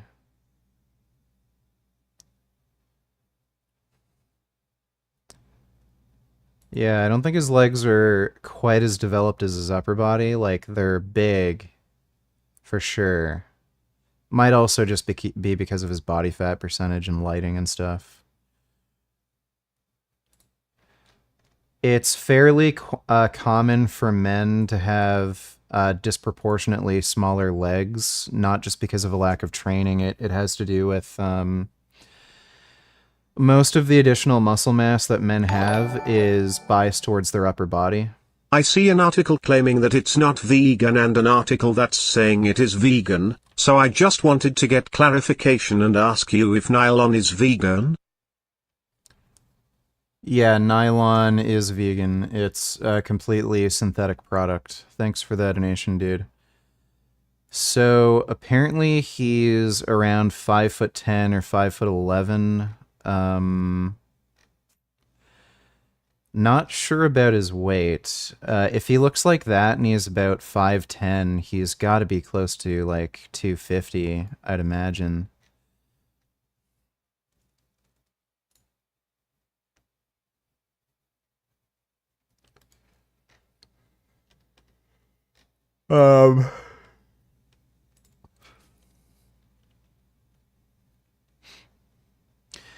Yeah, I would guess if he's about that height, he's probably, like, he's got to be at least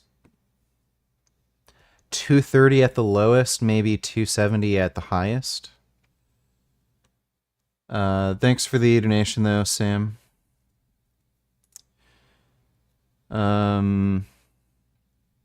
Sneed donate tellers, hey dude, how have you been? Hope you've been good. Is this dude natty? Also, do you think the recently announced Last Ronin game will be good, or is Ninja Turtles dead as a video game franchise? Give me a second. Sam Solik's bulk is super interesting. He recently did a full day of eating. We're going to break it down. So starting off with this full day of eating, he had a quart of chocolate milk. Is this guy natty? Well, Sam Sulek isn't natty. He's on steroids, clearly. Alright, if you got a wide waist, This dude looks like he's don't know any poses to do, probably this is natural. The best pose to do if you have a wide waist. To hide that wide waist, just do a lat spread. This came out to be around 1,000 calories. 1,000 calories in the milk jug, so I'll just drink this on the way home. Then he jumps into just eating cereal right before his lift. He's trying to get around 400 carbs total in before his lift. If I'm trying to gain weight and I want to be really full, I'd say at least like 300-400 carbs before I'd want to lift. So it's pretty interesting on his bulk. He's eating food that's pretty easy to get down, especially the cereal before lifting. And if you didn't know, Sam actually used to be a swimmer. So in high school, he's probably used to eating a lot of food. And when he started his bulk, he was around 229 pounds. And then at his heaviest, he was around 250 pounds. And then the next... Okay. He might be shorter then. He might be more like 5'8", 5'9". couple weeks, it sounds like he's going to go on a mini cut. And then post lift, obviously, he's got to have his dextro shake. He has 2 scoops of this and another scoop of protein. Then him and the hostile guys actually go to 5 guys after. So you kind of see a recurring pattern. Just easy foods to get down, dense calorie foods that are going to get you a ton of calories, and not one thing. I'm at about 40. Whoa, he eats like shit. Pretty much I want to hit at least 52-ish. So that plus... Yeah, that's burning the candles at both ends. If you're going to take steroids, you probably want to eat a little healthier. Unless you, like, really want a heart attack. So he's probably, like, around 240. Sam's 5'11", 240. That's lighter than I would have thought for a guy his height. Because I'm 6'3" and I weigh about 280 right now. So that would be, what, 4 inches taller and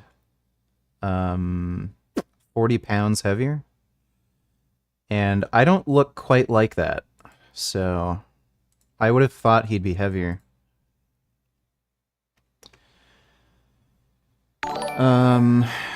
I was reading this. Yeah, that guy will more than likely be living a shorter life since peer-reviewed scientific research from 2016 found that professional bodybuilders have an average lifespan of about 48 years. Yeah, I heard about that paper.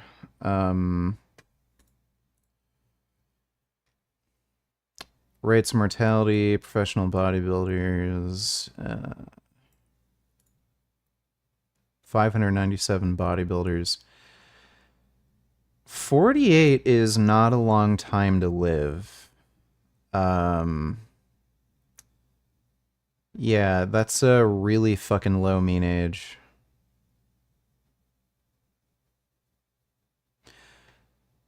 So, assuming you could live above the age of 50, there weren't significant differences in mortality rates. But, yeah, 47 and a half, basically. That's a really low mean age. Explanation, though, bend over. So he got stem cell injections into both the cerebellum and cerebrospinal fluid. That's probably not a good idea. So, complaining of recurrent headaches and tentorial brain lesion was identified by MRI. Patient underwent brain surgery to remove the lesion.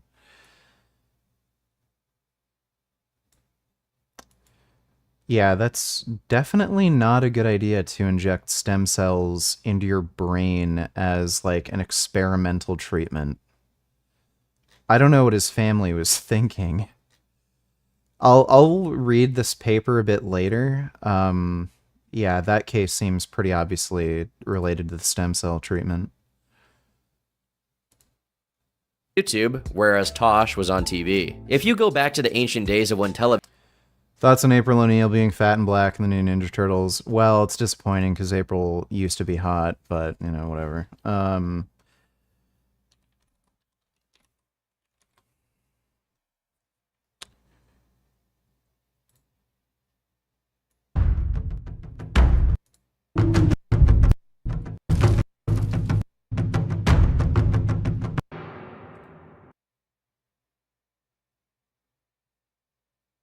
It's weird how they're calling it Last Ronin.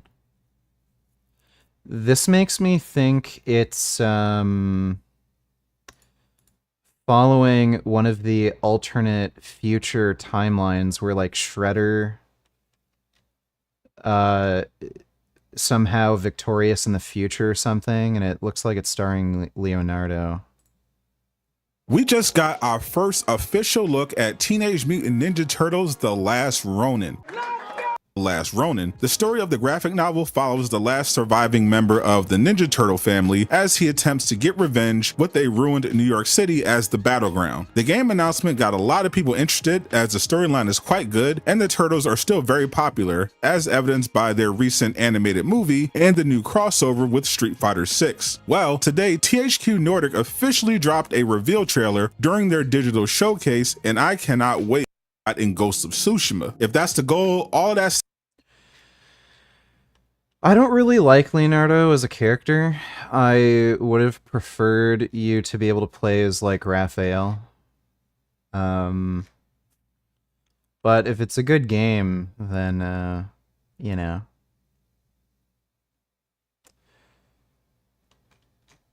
Looks like it could be interesting.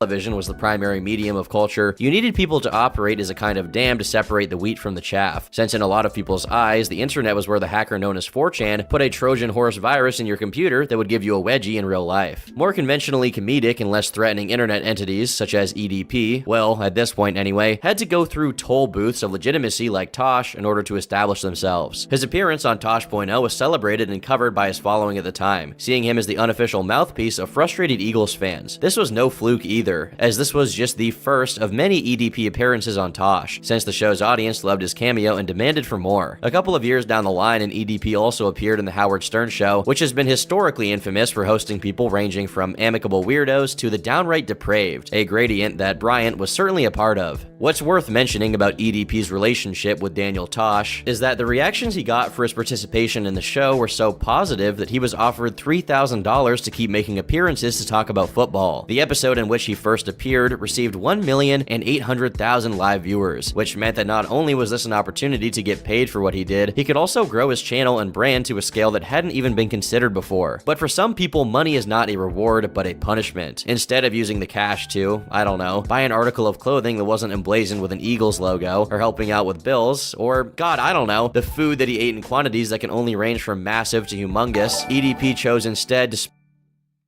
I love butts and poop and getting AIDS. Well, maybe, you just shouldn't give AIDS to other people, but thanks for the donation, Ben.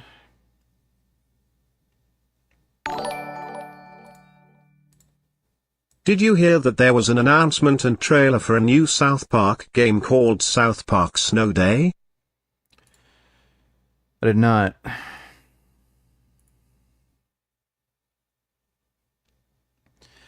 I didn't bother playing the other South Park games because I'm not into turn-based RPGs. I'm not gonna get this. Yeah, that looks like garbage. Thanks for that donation though, Ben. Spend $2,000 on a variety of foot fetish porn DVDs, as well as purchasing subscriptions to multiple different porn websites. The rest of the money was distributed into lavish fast food meals and strip clubs, with the measly sum of $100 left over being put into a savings account because EDP is just that shrewd. The fact EDP was an adult film addict was no secret. After all, the man made videos called Top 200 Porn Stars All Time. And that wasn't even clickbait. He actually made a list that contained his top 200 stars of all time, and seemed to have an easy time naming all of them off the top. Dude, this guy is so fucked. Holy shit. I didn't know that about him. Holy crap. I can't even, like, remember the names of 200 people. Like, what the fuck? Top of his head. For a guy as obsessed as he was with the Philadelphia Eagles, at the end of the day, his real priority was his pecker, however capable he was of stroking it or even seeing it. While the topic was treated as a joke by both EDP and everyone in his comment section, his addiction was noticeably festering and getting worse as time went on, though no one knew what would be the final consequence of this. One example of his inability to stop himself from chasing the high he got from masturbating, causing a major setback in his life, was when, after using a sex hotline, but finding the service was not up to his standards, you know, because he's essentially the Gordon Ramsay of whack-off material, he actually refused to pay. This wasn't taken well by the company that ran the hotline, who sued him. Ultimately, he was ordered by the court to pay thousands of dollars in damages for this, which is ironic considering he only had to pay $20 for his call. Not only is the man an absolute coomer possessed by lust, he's Mr. Krabs tier petty when it comes to paying what he owes. Imagine being the person in charge of overseeing this case and making a ruling on it. The ultimate consequence of this was that EDP swore to never call another hotline again in a video to his channel, though he mostly skated around the topic in order to not have to admit he tried to scam a phone sex company. Given that Bryant was officially unemployed and didn't show much of an inclination to help financially with the money he got from his EDP work, his parents pushed him to get a real job and help out. Because of this, in August of 2014, he somehow managed to land a job as a security guard in a company called Sit. What? Dude. This guy got a fucking security job? Look at him. How would he get a security job? What?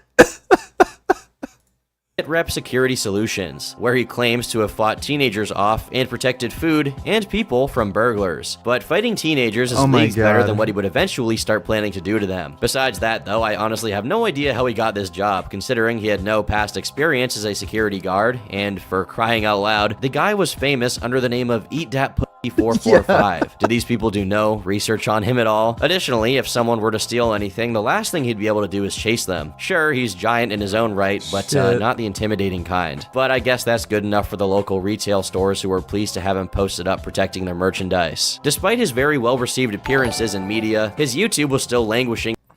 Are you depressed? Thoughts on Conor McGregor? Honey bun, honey bun, honey bun, honey bun, honey bun, honey bun, honey bun, come. Stick it up Chris Jones, bum bum bum. Fun fun fun, why not vegan gains? Come hit your ass with the sticks on a drum.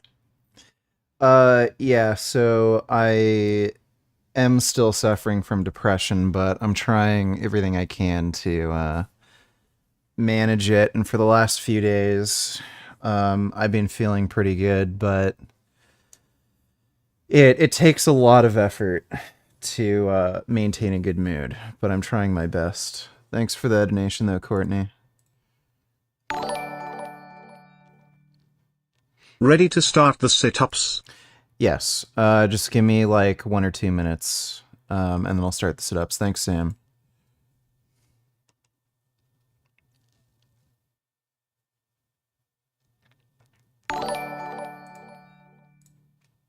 Made it to 5 years vegan today thanks to your wisdom grandmaster gains. Well, that's excellent to hear. Thanks for the donation, Tate. Glad I could help. In relative obscurity at this time, with less than 15,000 subscribers as of March 2014. To make matters worse, right in the beginning of 2015, on January 31st, Latonia, EDP's mom, passed away at 58 years old. This was certainly hard on Bryant, but within just a month of losing her, he continued to make his videos like nothing had ever happened, at this point to a total of 20,000 subscribers. However, this lull in his online career didn't last long, as just a little while later, he once again hit his stride, dropping classic videos like The cats love you. Let me take a look.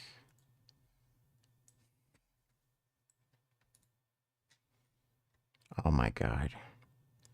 It's a pretty goddamn orange cat. That's a cat, Tum-Tum. Those are good cats. Thanks for the donation, Thee Than Thou. Dodo donated $2. Today is the debate. The kid, can you email him now? Yeah, well, he said the 19th. So, yeah, I'll just email him to...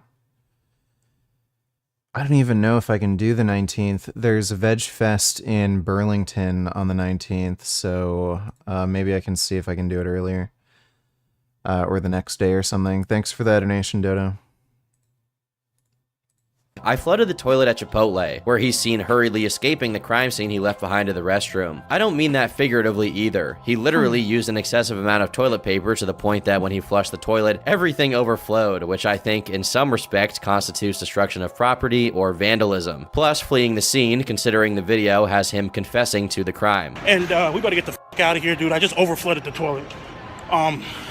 Okay, I admit it's not that big of a deal. He just clogged the toilet. And even if it were a crime, it certainly wouldn't even be close to the worst he was caught participating in. Anyhow, the video garnered over 2.5 million views, but despite this being an impressive number, it did not convert very well into subscribers. At this point, EDP moved on from being the Eagles guy to being somewhat of a meme, even if not that popular quite yet. In a very unpredictable fashion, EDP's second wind as an online entertainer came from his work as a security officer. You see, the company he worked for had him working security in a bunch of different places, one of which happened to be the flagship store for Golf Wang, which, if you didn't know, is the merch store of musician Tyler the Creator. During his stint working there, he managed to catch the attention of none other than Tyler himself. It's unknown if he was recognized as EDP445 and had helped move things along, or if he charmed the Golf Wang staff from scratch with his illustrious personality. But the end result is that Tyler had taken a liking to him. There are pictures of EDP and Tyler at what looks like an empty pool to prove that, unlike many of the other outlandish stories Bryant liked telling in his channel, this one was actually true. Most likely the pool pictures were taken while EDP and Tyler shot a segment for Golf Media called In the Field with EDP445, though this show, if it was going to be a show, is now considered lost media, with only bits and pieces of it available online, and a very low chance of it ever being published considering Golf Media was shut down and, well, EDP involving himself in his current state of affairs. On Tyler's Twitter, there is a mention of another show called All the Way Live with EDP445, but it's unknown if this is indeed another show or an alternate title for In the Field. According to some people who attended Tyler the Creator's Camp Flognaw Carnival at the time, EDP was even given free tickets, and I can only hope he only went there to listen to some music. Side note, this is around the time Tyler dropped a single called Fucking Young about reluctantly dating an underage girl. Just think that's worth mentioning. By June, his subscribers had almost doubled as he kept making the same type of content as always. 2015 also held a few other breakthroughs into conventional media outlets. EDP made a video called Eagles Trade McCoy, WTF, which was featured on the MTV show Ridiculousness, and later on in the same year, he was on Fox's Cowherd for his video cursing out and screaming at the Eagles coach Chip Kelly. Chip Kelly! What's up, buddy, cuz? Get the out of here!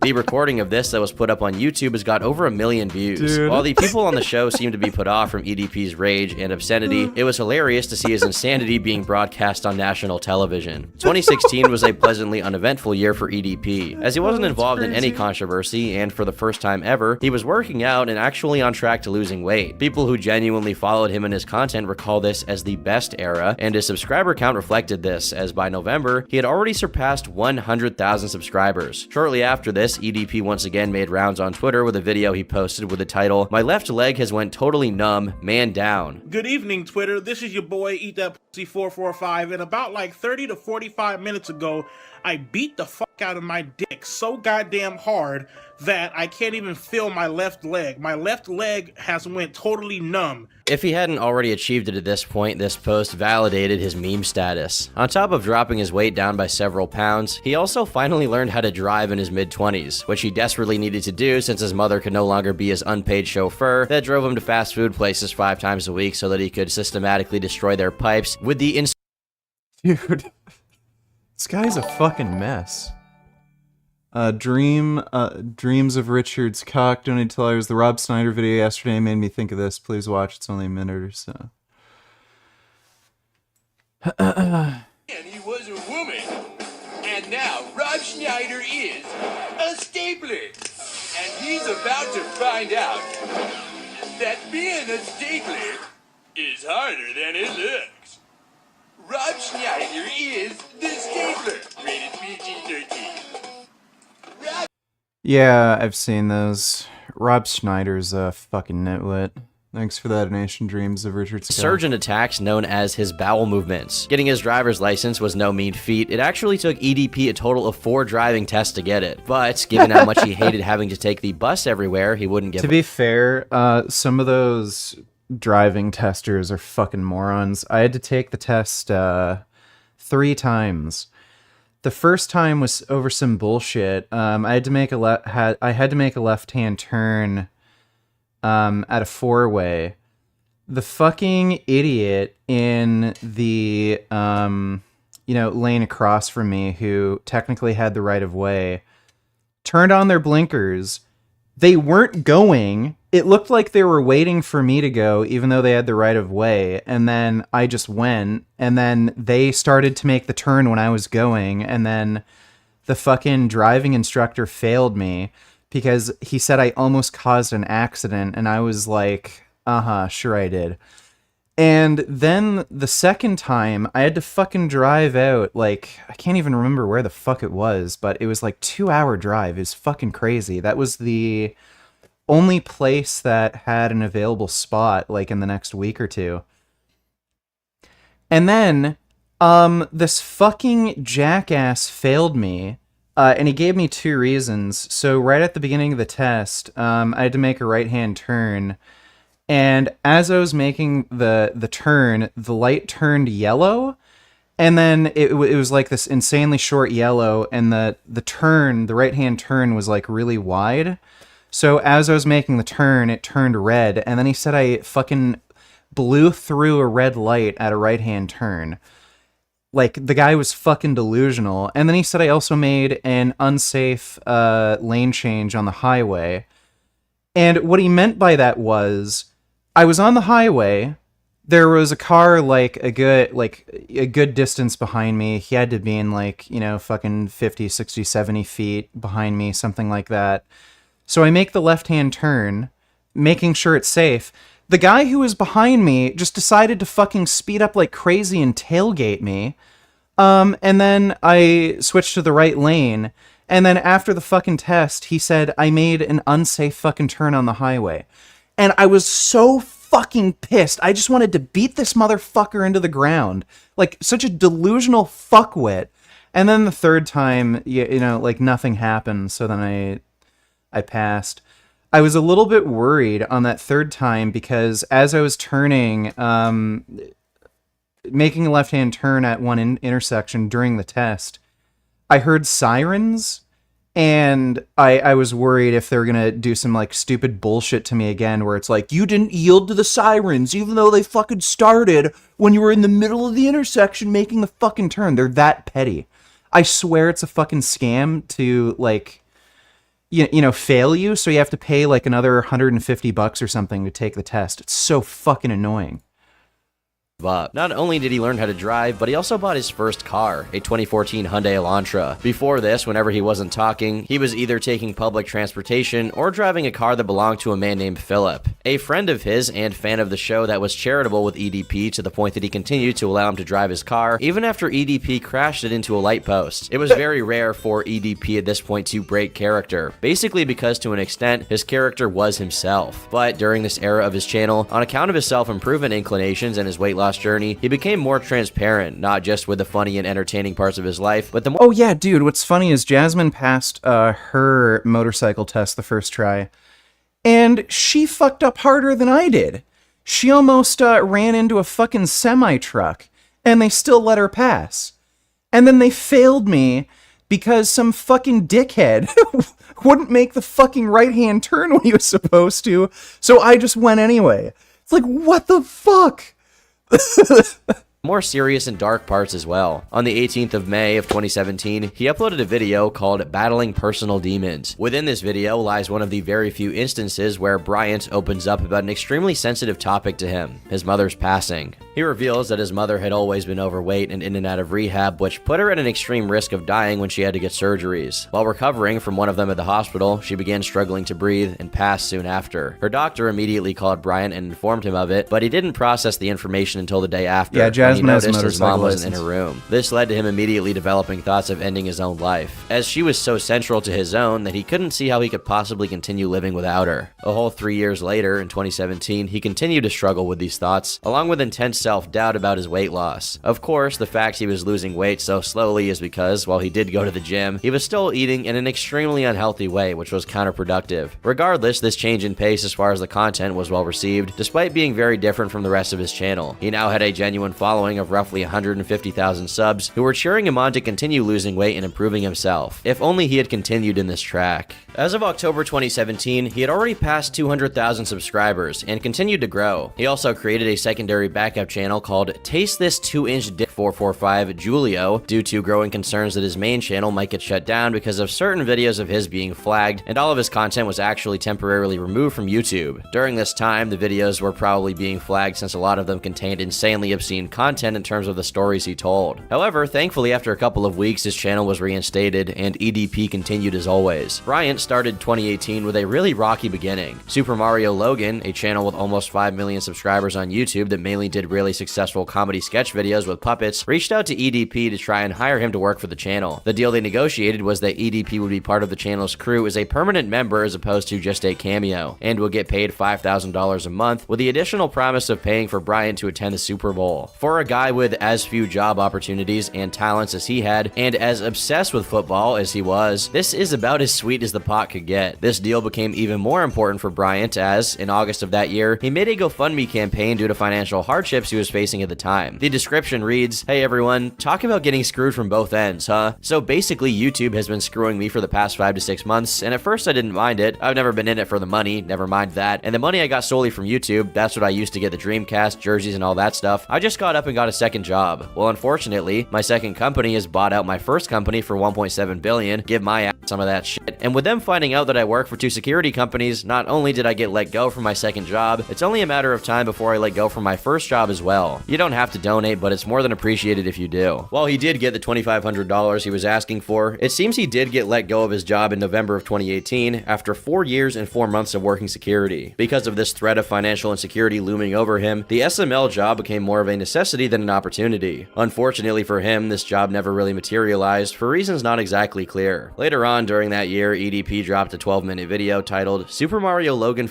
Me Over, where he went into detail about how their deal disintegrated. Basically, Logan did pay for EDP and his friend, Philip, to fly out and go to the Super Bowl, but despite being extremely grateful for that, he resented the fact that despite SML knowing about EDP's financial situation and offering the job on the channel to help him out, he seemed comfortable to just let time pass without making good on his promise. Obviously, it's not like EDP was in any place to make demands, but SML promised the position and then slowly became unresponsive to EDP's attempts at communication, which would frustrate anyone. Bryant became particularly irritated from seeing pictures of Logan, the channel owner, driving Lamborghinis, while online estimates of his monthly income were in the hundreds of thousands of dollars, which meant that there was no way he couldn't afford to hire EDP, and was deliberately choosing to jerk him around for months for no reason. Later on, Super Mario Logan would get heaps of negative attention for unrelated reasons, but this EDP video stood out as one of the earliest instances of someone having a problem with him. In the same month as his conflict with SML was aired out, his channel got taken down by YouTube once again, leading him to make another account called EDP 445 2.0, but his main channel was restored, which staved off Bryant losing his last source of income. Now that he was once more unemployed, Bryant dedicated all of his time and effort into his work as EDP, and honestly, it was to some avail. His subscriber count went from struggling to reach 300,000 to being almost 800 by November, and without any controversy to artificially make it happen. He was just consistently posting videos, and as a result, consistently gaining fans. Top hits from this year include Eating Squirrel Shit is an Art, Warm Sperm for the GM's Throat, A Sports Bra for My Big Ass Titties, My Dick Grew Half an Inch, and the cherry on top, I Just Shit on Myself. One new addition to EDP's arsenal was engaging with his audience in more direct ways, such as receiving fan mail. Given the kind of humor he was associated with, you can imagine the kind of things he got in the mail. He also occasionally autographed a few items for fans, in a very similar fashion. It's in August of 2019 that he begins doing cameos, as in short little video requests for whoever is willing to pay. His description of this gig reads, "Gained over thousands of dollars from my fans for roasting their brother, sister, uncle, friend, animals, and etc. This opportunity has helped me gain a rich lifestyle to support my heavy eating habits and purchasing firearms." Well, if nothing else, you could say that he was honest. It seems that he successfully bounced back from his financial problems, but learned very little about being shrewd with his spending in the process. Not only did he start gaining weight again from eating thousands of dollars worth of fast food, he eventually went on to buy a total of $99,000 worth of firearms. Just why? This began before he had any reasonable assumption that someone would want to hurt him in real life if they saw him, so he had no reason to worry about self-defense to this degree, especially not to the tune of $90,000. Even if you like guns a lot, which, I mean, I get it, that is an insane amount to spend for a guy who was having a hard time paying bills just a year before. Evidently, EDP was expecting his YouTube career to last forever. Little did he know what was coming his way. Early on in the year of 2020, EDP445's YouTube channel made it to 1 million subscribers, a journey that had taken an entire decade. However, YouTube surprisingly denied him from his golden play button plaque because his channel didn't meet the criteria necessary to be eligible to receive it. On one hand, his name is EatThat445, 445 and he's done numerous reaction videos to actual porn.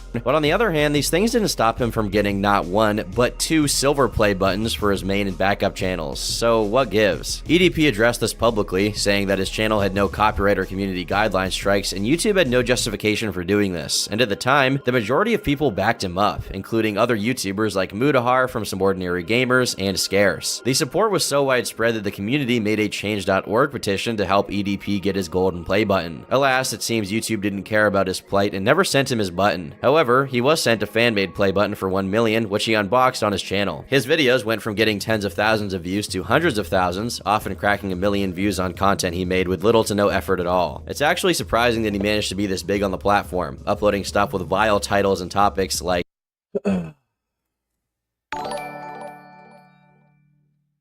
Shout out to Nigar. Well, thank you for that, Mr. Beast. Appreciate the donation, man.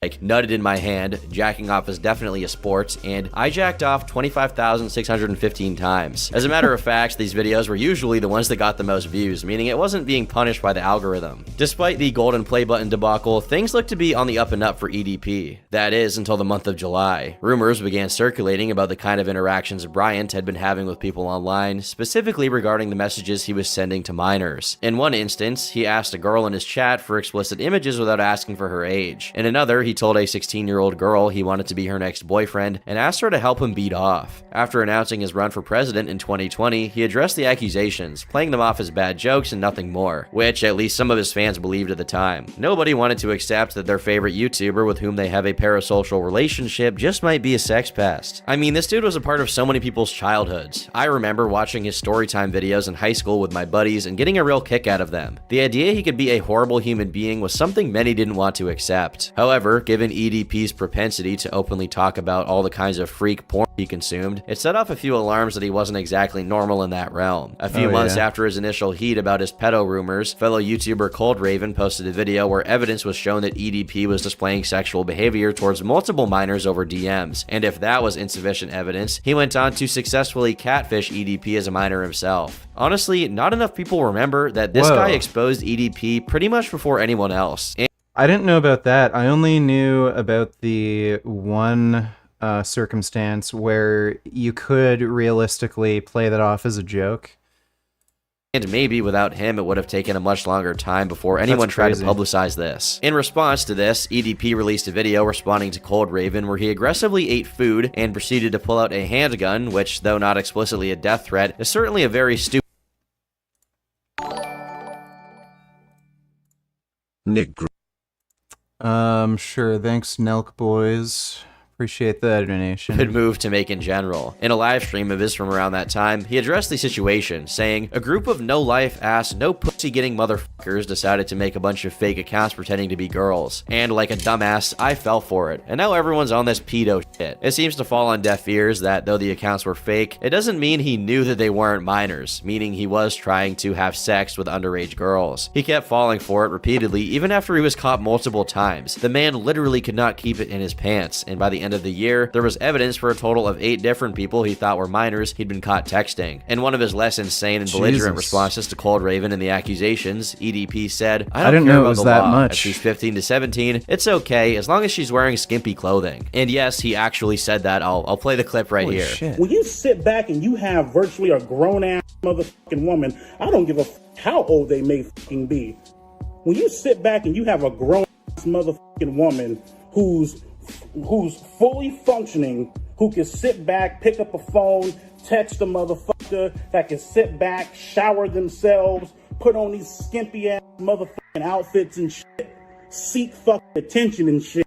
He must actually be deranged to have admitted this on video. Scratch that, he's certainly deranged for believing that in the first place. I didn't even know about No guy this. around 30 years old has any business whatsoever trying to get with 15 to 17-year-old girls, unless he's looking forward to suicide by her older brother or father. And that's if he's lucky enough to not go to jail for it, because if he does, he won't fare well in a penitentiary with a crime like that to his name. He keeps acting like this is some hater attempting to sully his name, when that should be the least of his worries and a pretty mild punishment for what he's trying to do. EDP started taking notice of the absolute disaster this was to his PR, and so he tried to divert attention from it by claiming that he had a girlfriend and was keeping her a secret from his fans. This pivot was not successful, however, as it did nothing to disprove the claims that he himself had indirectly confirmed. His channel had grown to over 2 million subscribers at this point, but it looks like the rumors and allegations had caused the count to considerably slow down. In November, his channel took an odd turn into posting multiple videos about his support of Trump, though I would wager that EDP's support isn't exactly helpful to someone's political campaign. It wasn't until the next year that the allegations would resurface, this time to a much more inflamed response. In February, he posted a rather prophetic video called The Calm Before the Storm. In the same month, he also posted a video called Weird Pain Inside My Urethra, which could also be considered prophetic depending on how you look at it. In any event, on the 18th of April, the people who ran the channel Predator Poachers ran a To Catch a Predator style sting operation on EDP. While Bryant had previously said that he was okay with getting girls 15 and above, in practice he was okay with going after girls even younger than that, since the catchers posed as a 13-year-old and still managed to successfully bait him into sending them explicit images, along with a plethora of other incredibly disgusting stuff, which I won't get into detail about for a myriad of reasons. The chat logs were eventually revealed and memed to death, usually attached to this candid picture of Mr. 445, which he thought he genuinely looked very cute in. What goes on inside that man's mind is honestly unknowable. The girl who tricked EDP did a 2-hour-long reading of their chat logs if you're interested. It's simultaneously hilarious, nasty, and terrifying. On April 20th, the infamous Caught in 4K video went up, since it has now been taken down. The internet instantly erupted in a mixture of catharsis from seeing a pedo get caught, shock that said pedo was EDP, and last but not least, disbelief. Not that he was legitimately caught, but of the things that he said in his defense. When being confronted about going to meet up with a 13-year-old for sex, he claimed he'd got there to get cupcakes, which became a massive meme. He also claimed that he was auditioning for a role in a movie. These excuses made no sense, as in some moments, when asked directly if he's a pedophile, he says correct, which is so blunt and to the point, it seems like he doesn't even understand the question. Right before the video became public, EDP announced that he would be deleting all of the videos on his channel, and a few days later, he made them private. This case got massive coverage from the usual suspects, which brought even more attention to it, and within a week of the sting, EDP's main and backup channel were both taken down by YouTube themselves. In the beginning of May, EDP uploaded a video to his Facebook, which was still up. In it, he focused exclusively on attacking the people who caught him, the same exact way he attacked Cold Raven, and announcing he would be making a comeback on his own website, without ever addressing the fact that he was caught. The website did eventually come out after taking its sweet time, since EDP is incompetent on top of being a pedophile. In the videos that he's uploaded to said website, it's evident he wants to keep up his usual shtick and acts like nothing happened. At the same time, he has a very hard time keeping his mouth shut about the incident and seems unable to resist spinning more and more lies regarding it being a setup. In one of the extremely disturbing attempts to exonerate himself, he used an AI text-to-speech voice of President Barack Obama to ask him questions in an interview format so that EDP could then answer Obama in ways that are extremely favorable to his sides of the story, however that's possible. The incident that took place on April 18th, 2021 actually didn't occur. So explain what actually happened. I don't know if he's being purposely obtuse or is truly that dumb, but he acts like the fact that he was set up means that the result of the setup wasn't reflective of his actual interests in minors. Since he lost access to his YouTube AdSense money, he's since resorted to selling all of his stuff to make ends meet, including his YouTube plaques. In late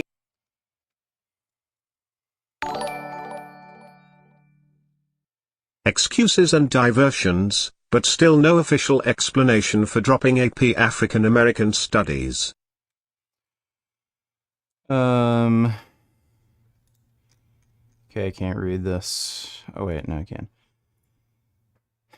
AP American Studies course at last minute. It's because they're racist. That's it. There's so little teaching about Black history and American history courses too. Like it is by necessity like a required course because it's just not mixed into American history. So if they were dropping the American Studies course and just reworking their American history to include pretty much all the same Black history shit, that would be one thing. But yeah, this is just bullshit. That is a retarded excuse. Thanks for the donation, Ben. It's just white supremacy. It's literally all it is. Son Goku donated $2. Let me see. Barbell squats are not for everyone. If your main goal is to maximize squat growth and you're struggling to squat ass to grass with good form, then you should find an exercise that allows for a full range of motion. Enter. Yeah, so usually people are just bad at squats and they need to get better at squats. So if that's your problem, get better at squats first. Smith machine squats, so that you can hit rock bottom, have. If you have mobility issues on a barbell back squat, it's not going to be solved by a Smith machine squat. Extra stability and truly push your quads close to their limits. Yeah, so that's not really a great alternative if you have that specific issue. The best alternative would probably be a hack squat. There's less axial loading, and usually people end up having a better capability of getting like a deep stretch into their quads, because again, you're not really going to be as limited when it comes to ankle mobility on a machine like that. So that's not a good video. Just not good advice. Thanks for the donation, Son Goku. How many sit-ups have you done? I have done 160 so far, so just 40 more. Thanks for the donation, Sam. Late 2021, he changed his legal name from Bryant Moreland to Dayon Scott Wilson Eason, despite continuing to post online under his usual alias of EDP. He actually did this because he's trying to get regular jobs again, and didn't want potential employers looking up his name and getting the word pedophile popping up. While it seems this was somewhat successful, since he has been spotted working security again, people have caught on to this move and begun publicizing his name change. You'd expect him to get the clue too, and just consider it a massive W he didn't end up in jail, but no, at the end of 2022, he was caught trying to prey on minors once again. There's no better argument for the inability of these people to stop themselves than this guy. Literally nothing to gain, everything to lose, and is still on like Donkey Kong for any underage person he gets a whiff of. By the way, there's something also worth mentioning. He isn't in jail after all of this. You see, the Bakersfield Police Department stopped investigating because the evidence brought forth by the predator poachers was deemed carelessly obtained, because Chet, one of the guys who caught EDP, took the opportunity to roast him for being obese. Okay, that's not totally true. It's more so that what the predator poachers pulled could be called entrapment and get the case thrown out in court altogether. As sick as it sounds, the ball for legal play isn't more. That is bullshit. You can't argue entrapment because none of the circumstances that were fabricated would have led to the suspect behaving in a way they otherwise would in a non-fabricated situation. So that's bullshit. He is being caught texting these girls like before. He's being catfished before. Like 8 times. And on top of that, like, I mean, there are predator sting operations like this that the police conduct regularly, and it's never considered entrapment.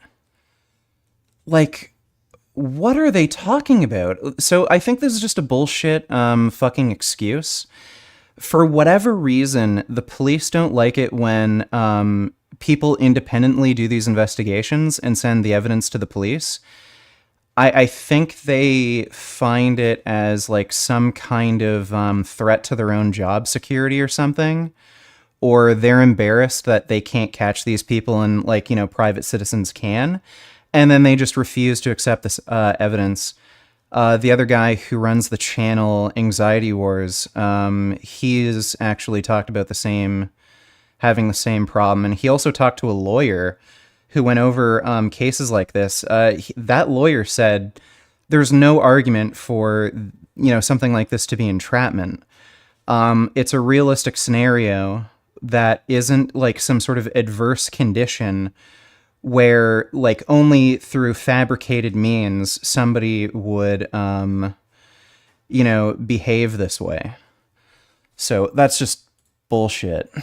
Moreland's court. The predator poachers did not do their research before diving into such a risky sting operation and how they could be liable for damages against EDP and guilty of felony crimes. Under California law, entrapment refers to a situation where a normally law-abiding person is induced to commit a crime that he or she otherwise would not have committed. Entrapment only applies to overbearing official conduct seen in the form of pressure, harassment, fraud, flattery, or threats, include appealing to sell your sense of friendship or compassion, or offering an enormous amount of compensation for committing the crime. If the predator poacher's decoy had ceased communication with Moreland after he denied to meet up with her, they could have simply used that information to implicate him. It would have been enough, but since she pressured and guilted him into meeting up with her, they could be found guilty of entrapment, which could undo the entire case. Whenever people get accused of being sex pests, you always hear stuff like, well, if he actually was that bad, he would have been arrested by now. But it turns out that in this case, there's not much that could be done to keep the worst kinds of degenerates from roaming free. Even though baiting EDP seems so easy to do, they could have done it themselves and obtained the evidence carefully directly from the source if they wanted to. This is not to say that the way Chet handled the catch was the best one, but regardless of that, I really wish that there was some way to get Bryant behind bars for good. That being said, many have commented on the fact that it seems nature itself is trying to finish the job that the police weren't able to do. EDP has revealed on live streams that he's been diagnosed with kidney failure, which is unusual for a guy in his early 30s. But then again, are you really surprised? This doesn't necessarily mean he's going to pass away anytime soon, since if he keeps getting dialysis, he'll probably be fine for quite a while before that. For now, it seems his immediate future will be filled with him getting jobs as a security guard before being fired shortly after when people realize who he really is.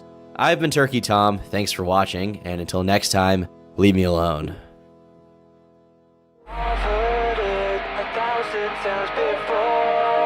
Yeah, that is fucked. Really, who no wonder nobody takes child predators seriously.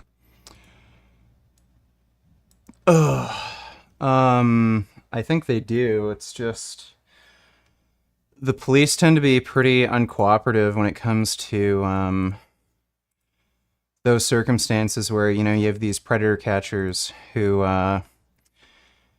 you know, bait them. Thanks, Matthew.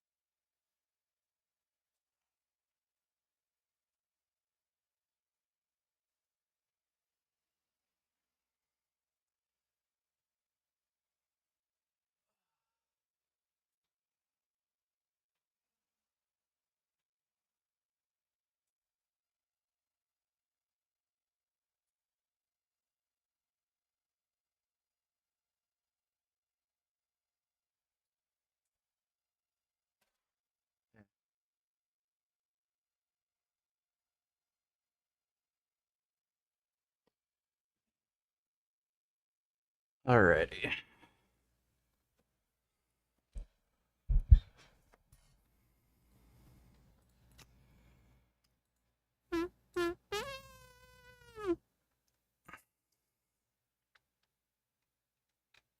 Let's watch this. Actually, that's too long. It's an hour.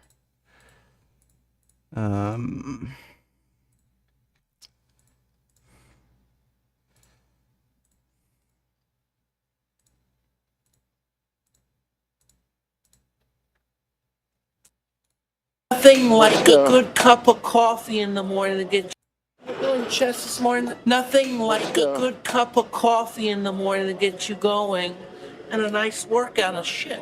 All right, yeah, tub of shit. Nice cup of coffee, a good shit.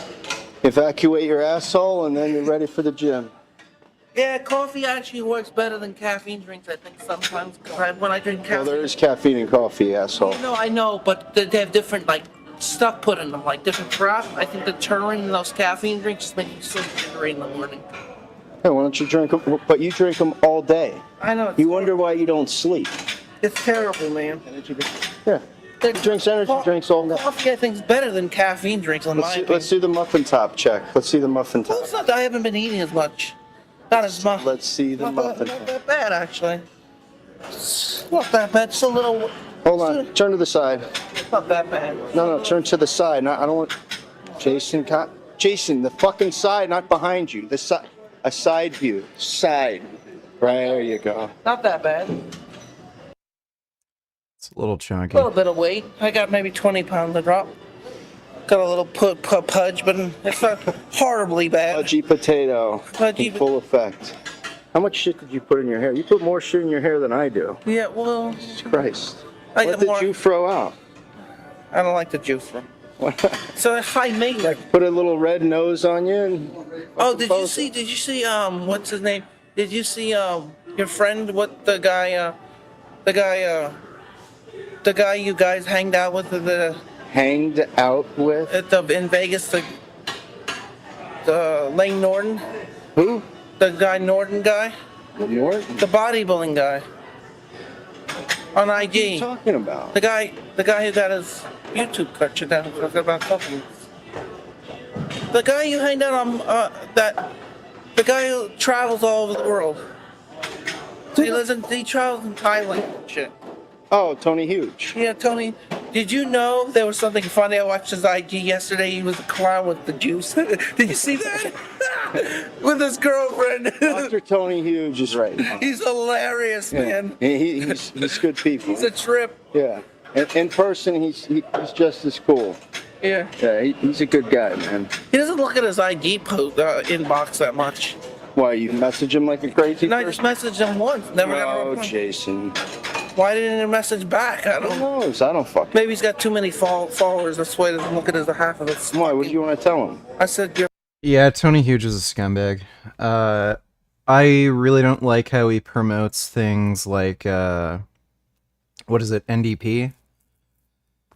And, what is it, that other fucking drug, Kratom. He's really, really fucking irresponsible with the stupid shit he posts and sells. There have been a few people who've watched his videos and then ended up getting cataracts and going blind in one eye because, DNP, because of the DNP he was promoting. And, like, most people also don't realize how dangerously addictive Kratom can be. So, he's a real shithead in that regard.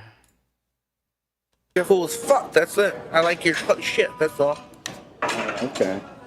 Well, you blew it in Vegas. Well, you know why? Those videos were hot garbage, Dave. You know why I blew it? That last one you put up, that was 26 minutes. I was bored yesterday. And I wanted to go to sleep, but I knew your videos would put me to sleep. I watched, you did like a bunch of 2-minute videos. And then the last one was like over 20 minutes. I didn't get through 5 minutes. It was fucking awful. You know it was awful? Because thanks to Johnny Bravo from No Show. He fucked the whole trip up. Really? And you know what? He says he's gonna, you know what I don't like about him? He says he's gonna do things and come and do things. He's a flaky person. He doesn't do half the shit. But he paid for your trip. That was nice, but that's about it. Oh, but you wanted him to go there and film everything. You should. Why couldn't you film with your mother? Because she's not a good filmer. Dude, when we were at that gym, you should. The best shit you don't film. When you were screaming at her to get in the Uber was hilarious. But of course, you don't film that shit. Totally blew it. Well, this is bust balls. One opportunity to make good videos, and you just totally. Because I don't know what to film and not to film. I don't know what to film. You film everything, and then you look at it later, and you edit out what you don't want in. Simple as that. Didn't have time. We were on our feet all. Shit, you don't have time. You carry your camera around all the time. How hard is it just to film? Well, if there's shit that you don't want put in there, you edit it out. It's that simple. I didn't know what to put in there and put out there. What do you mean? I was confused. Oh, Jason. Who cares? I don't give a fuck. It's your channel. I don't get nothing out of it. Yep. So what are you? You definitely aren't paying me, which you should. See, when it comes to money, you want to. They're playing the same stupid music this morning. What do you expect? This is. It's on a loop or whatever you want to call it. The same. I guarantee if you come in here same time, you're playing the same shit. Post Malone, this other gay girl. Post Malone stinks. I don't care what Hamburg says. Garbage. Twerk after this vid. Yes, we will initiate the twerking after this vid. Thanks for that donation, Sam. And this girl stinks too. Another one. Where's all these new music that's horrible? Where's Pantera? Where's the old bands where you They won't play that shit in here. You know that. You just got to learn how to tune it out. Yeah. I think I tune it all the time, but it's just annoying. Every morning they play the same repeated garbage. Headphones. Yeah, I could. And then you could leave me alone too.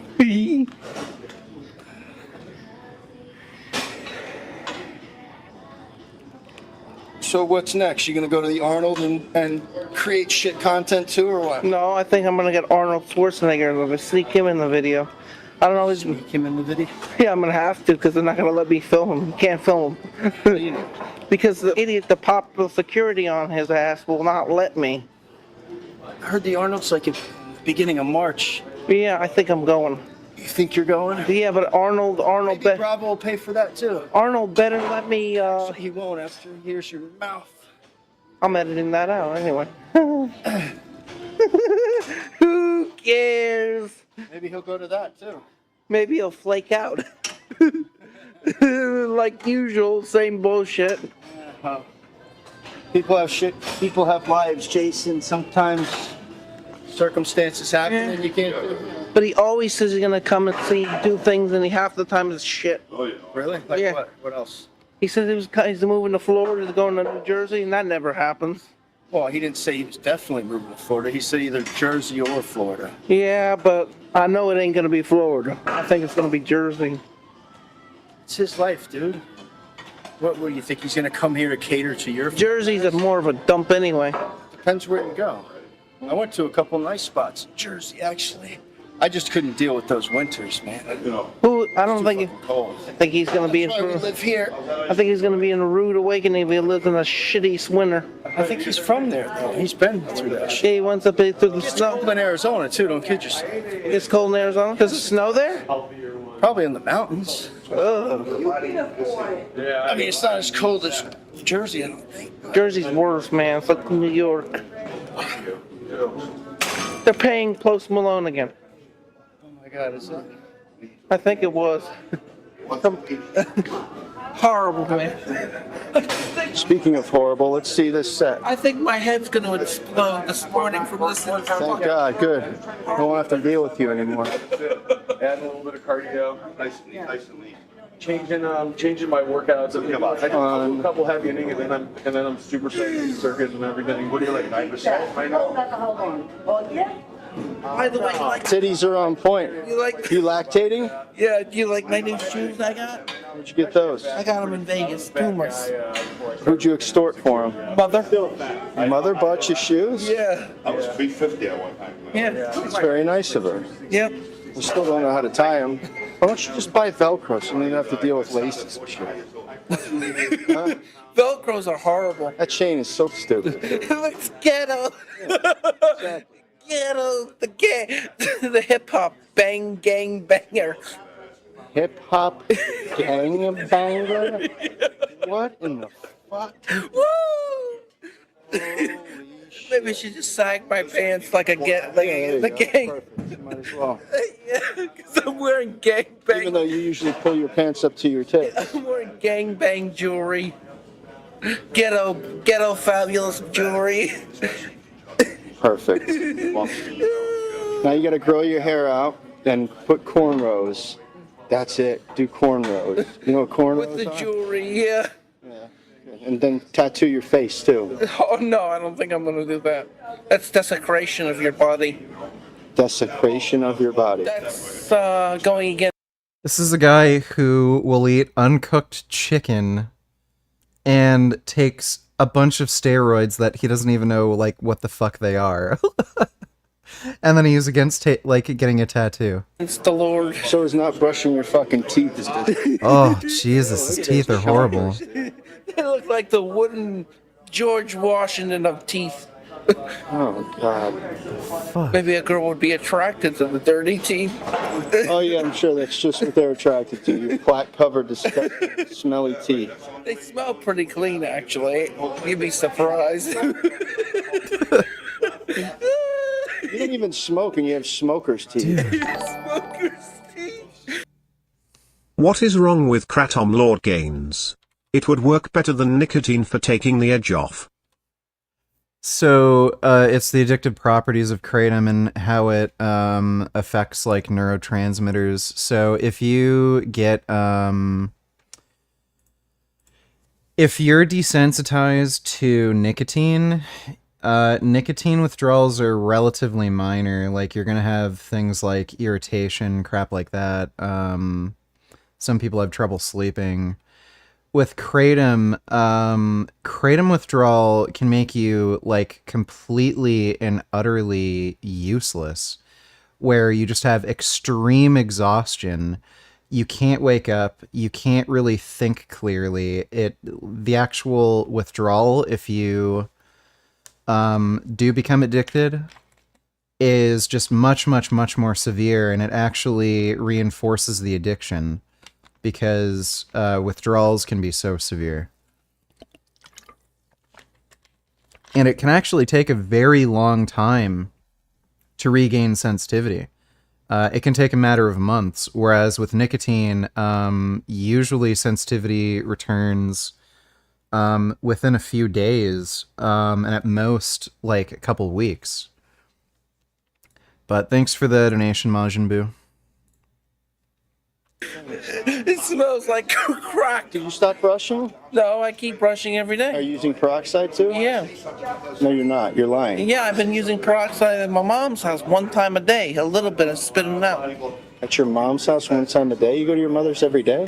No, I've been staying with my mom since I came back in trip. I'm going home today. Wow. Just to keep her company. She's been depressed about shit, about her injuries. No, you're just there to steal all our food. You're gonna go home and there's gonna be maggots all over your shit. Woo! Chest and buys. Chest and buys. I'm gonna do chest and backwards too. Dude, how do you work out with Your biceps Jason? are looking on point. Huh? Your biceps are looking pretty juicy. Thanks. You always had good biceps, it seems. I have the opposite. I wish I had calves. I have good legs. You have sucky chicken legs, and you have the great arms. the stick calves. Stick man. Brad got shot doing his postal job? I didn't hear that, no. Broomstick downstairs. That's pretty fucked up. Broomstick. That's alright. What are you gonna do? So kick your ass. We should take a poll. It's a pole down there. It looks like a pole. That is warming up with 50s. Good form. You owe it. You're such a cocksucker. Ooh, I'm a cocksucker. Who cares? We're freaks. We don't care about delusional grandeur. Are you thinking of being a homo or what? No.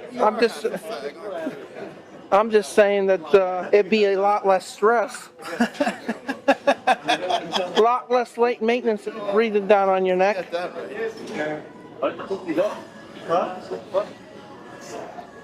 Guys don't dress as high maintenance as bitches. We all know that. And they're less stress. That's why you think so many guys turn to gay guys. Turn into Jason. They date other guys because it's less stress. You're born gay. Either born gay or not. Either way, it sucks. But you're gonna convert? No, I'm not gonna convert. You're always a homo. Always homo, always will be. Homoerotic. Oh my. Killing me. A little heavy this morning. So. Motivation for all you homos out there. Jason is converting to a homosexual. Well, it's less stress, bro. I think you're gonna make me laugh so hard I'm gonna pass out. Little dick sucking boy. Yeah. golden boy. Dick sucking lips. Yeah. 2 days in, yeah. They're gonna be DMing you like crazy after this. All right, peace out. Bye. This is my back. What are you doing? Yeah. Shut the fuck up. Yeah, but I'll film it after. Huh? I wanted to film the T-shirt. What about it? Well, Robert Frank, if you have this shirt, what Brad is saying, why don't you come out with other ones? What? I'm telling Robert Frank to come out with other cool shirts. Like what? This is back day. This is back day, bitch. How about this is leg day, bitch? It's something different, man. Not the chest. We've all heard that one. Come out with different variety of body parts.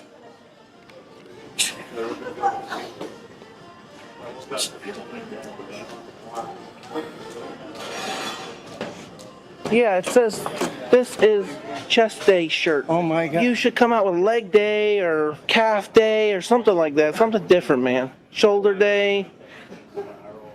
You're fucking killing me today, Jason. Yeah, I'm high on crack. I'm really not in the mood for your shit, I smoked some CBD oil. We all know that, and some kratom. Does it make you high? Well, the kratom does. It does. Yeah, he takes What up credit. VG, glad to hear you're hitting up a week fist. Are we getting olden times blogs? Would be dope. Check this out. Let me take a look. I don't know if I'm gonna vlog it. Some Fast and Furious shit. He ain't giving up. Dude, there's some insane scooter chases. I don't know where this is. It looks like it's Brazil.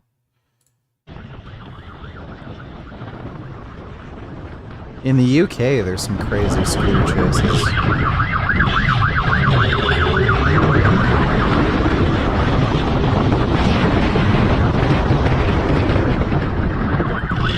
Dude, like in Brazil too, they'll shoot you. Those motorcycle cops are pretty fucking serious.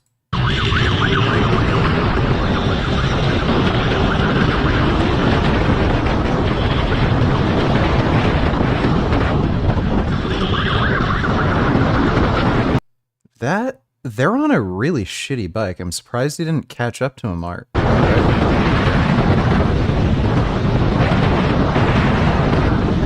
Like, if you're on a really big ADV bike, like my V-Strom, I think it weighs like 600 pounds, you can run into things, and just because of the inertia of the bike, you'll still stay upright.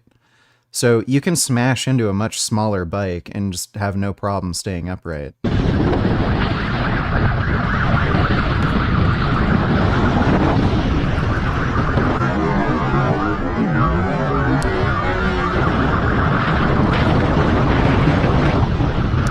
They have really small tires, and it's 2 of them too.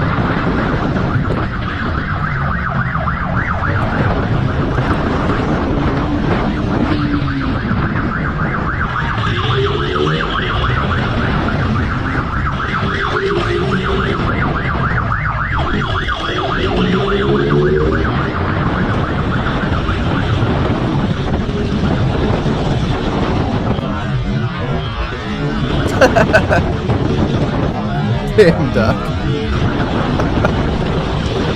It's almost like they've done this before. Holy shit. I wonder if the passenger is shitting her pants. Dude, what the fuck?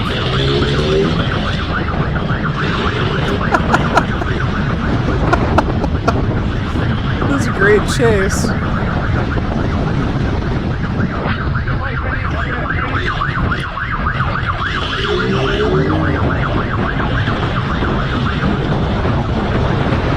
Yeah, I just would have smashed into their rear tire. That would have made them fall. Like, I wonder if he's just hoping they crash or something. This is weird. I would have just smashed into the rear tire. Maybe his bike isn't that big. It's like, might only be, 300.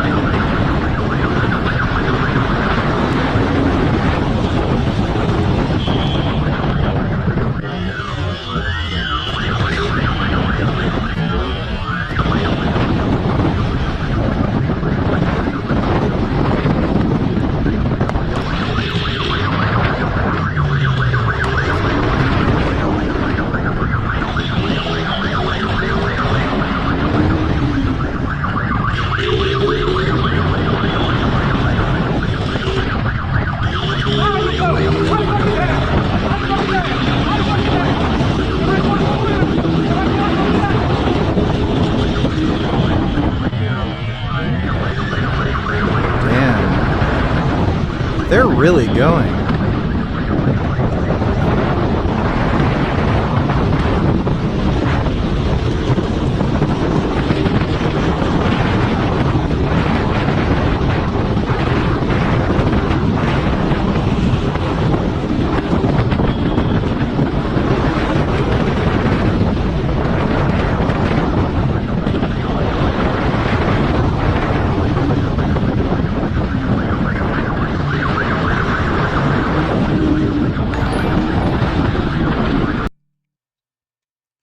Donate $2. Time to play some motherfucking Endling. The story is good. You will like it. So can you play...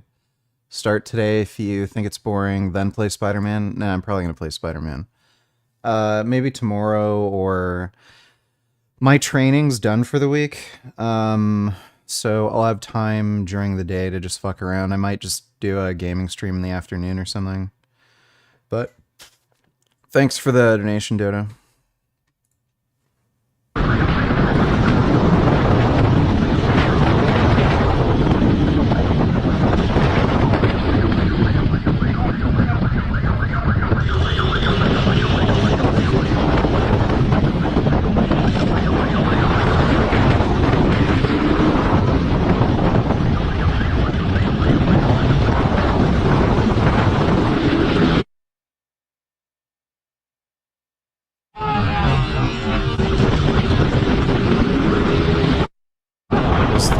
I think that was an exhaust scrape, not a peg scrape. I don't know, it's hard to tell. I don't know if it's a dual exhaust.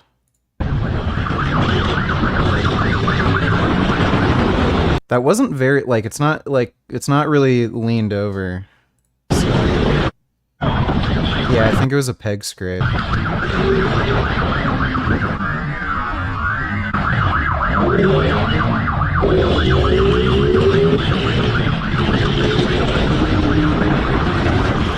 He had a few opportunities to just basically make them crash.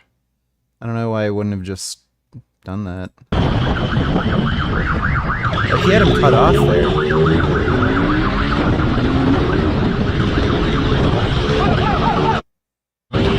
Dude, this chase is crazy.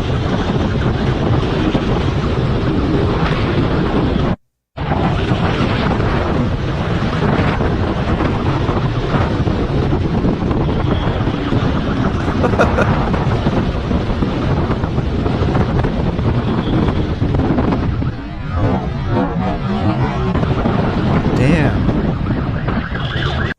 Bro, they had to have, like, done this before or practiced. Like, this is crazy to do with a passenger.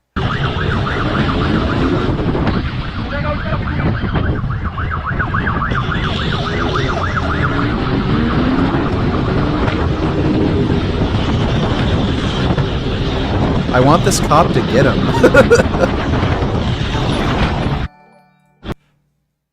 Donate tellers. People in chat have spoken. They want Pikmin 4 because they want to see the bread bug. Okay, I'll try to download an emulator for the Switch so we can play Pikmin. Thanks for the donation, Dodo.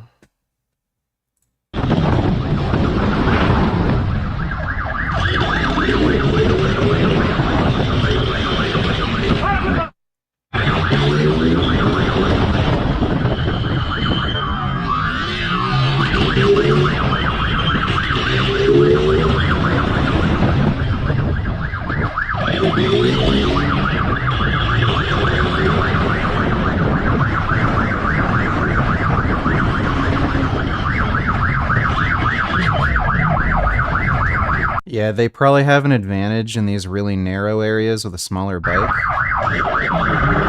But, he could have gotten them in the turns, man. Haha! They finally fell. That's crazy. It's weird how they fell doing this, of all things. It's pretty hilarious. And the guy, like, laughed that he got him. I don't know what type of bike they were riding. That was a fucking sick chase. Fat gains. Fuck yeah. Yeah, they also almost hit You that are a dog. hard ass. Stop, they know that. I'm a little chunky right now. Chunk. Remember, we gotta. After this set, when you get up for a superset, Yeah. you gotta get up and do the truffle shuffle. You know what that is, right? Yes, you do. From the Goonies, the fat kid Chunk, where he lifts up his shirt and Who cares? jiggles his fat rolls.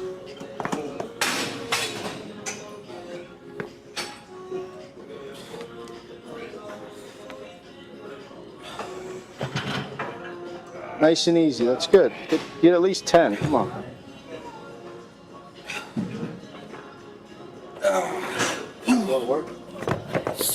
Get up and curl them. Do some hammer curls with them. I'm not gonna do hammer curls. Who cares? What are you doing, dude? I'm high as a kite. You practicing your dick sucking skills? Hey, Robert Frank, we need to come out with different t-shirts. He's got a bunch of t-shirts. But today I don't even say calf day. Half days? Yeah, that'd be a fucking hot seller there, boy. Yeah. That's just what people want to buy. Half days. Not had enough for you today.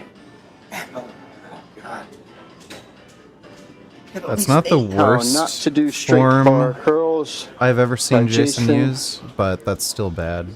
Yes, no. Genova. Hungry donated $2. Let me see. Complete with that pizza, guys.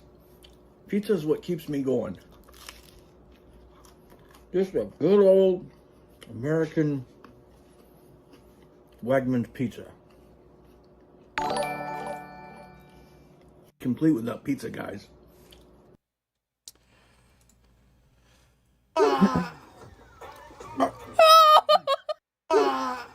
Ew.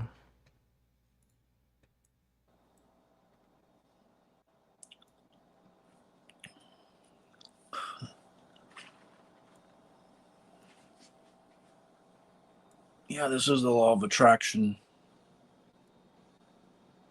I'll show you guys what the real law of attraction is. You want me to show you what the real law of attraction is? Want me to show you something? Okay.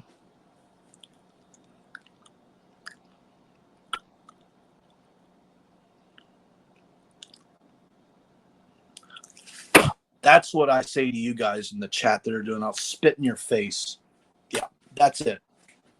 Sorry, Rob, I wasn't doing that to you. Who is One this guy? quick question. Is veganism killing me, baby? I don't know. I think they might have Morningstar, the brand, at my local grocery store. I might have to try if Aaron likes it. I don't think I ever tried this brand, so I'm gonna try it. I got ground beef and like the package you see with the real meat. So, gonna see which one's better, man. Guess I never had it, but look, even juicier. Everything looks good. So I look good. I'm dying, but is veganism causing it? Hope everybody has a good day. Peace. Love you guys. Yeah. Aaron's cool. Frozo donated $2. Let me see. I think Instagram is single-handedly one of the biggest contributing factors to the degradation of relationships between men and women in the modern day age. It is not. And the reason why I say that is because what Instagram allows women to believe and think is that the grass is always greener on the other side. And what I've realized is that when Yeah, so most girls who have an Instagram have like 8 followers and they're all friends of theirs. women have an abundance of options, they tend to behave in a manner that isn't conducive to a good long-term relationship, unfortunately. When women think that the grass is greener on the other side, they always think that they can do better. By the way, he's talking to girls who make money like on OnlyFans doing sex work, and then like maybe they can relate to this because they're in a, you know, similar position, but like most women just use social media like a normal fucking person. They think that there's another guy out there, there's a Prince Charming, and then Instagram a lot of the times sells a dream to females. right? And I think that's very damaging for females because since women aren't the ones that Like, by the way, like, as if dudes aren't gonna see good-looking girls in their Instagram and think like, oh damn, I'll hit up her DMs while they're dating some other chick. actually go out and pursue men pursue them. Just by a woman putting herself out there on the internet, it allows a flurry of options and situations to come in that can absolutely fuck up the relationship she has. So Myron doesn't like Instagram because women will find out that they can do better than him. So a woman being on Instagram and showing her body or putting herself out there isn't the same as a man doing it. I think It absolutely is. What are you fucking talking about? It's not the same when you do it because you're not particularly good looking. This guy's just an insecure fucking loser. Did you know that an Austrian supermarket was shut down due to a spider that can cause long and painful erections? Yeah, it's a spider that tends to live in banana trees. Banana workers usually get bitten by them. They're technically deadly, but because their fangs haven't really evolved to actually, bite people, they normally just attack birds. They can't penetrate deep enough into your skin to really do anything, so it just ends up increasing blood flow and making you have an erection that lasts a long time. This little guy can do some pretty bad things. Shut down a grocery store in Austria for 3 days. This is a Brazilian wandering spider, and it has a pretty interesting bite. It can either kill you and also give you an hours-long erection. It's a wild story. You can read all these juicy details on our website, fox26houston.com. And there's some stuff in there that you won't believe, like how doctors are actually using the spider to help men. In other Yeah. Thanks for the donation, Bend Over.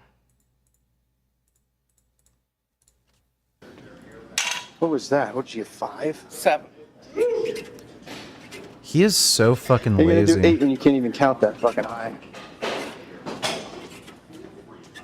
I count in my head about 10. Garbage. Garbage. Garbage. Garbage. The garbage song. The garbage song. Look, you should try doing that. Who cares? Right in the middle of the weight room. That's what we do here. Stay with this weight. What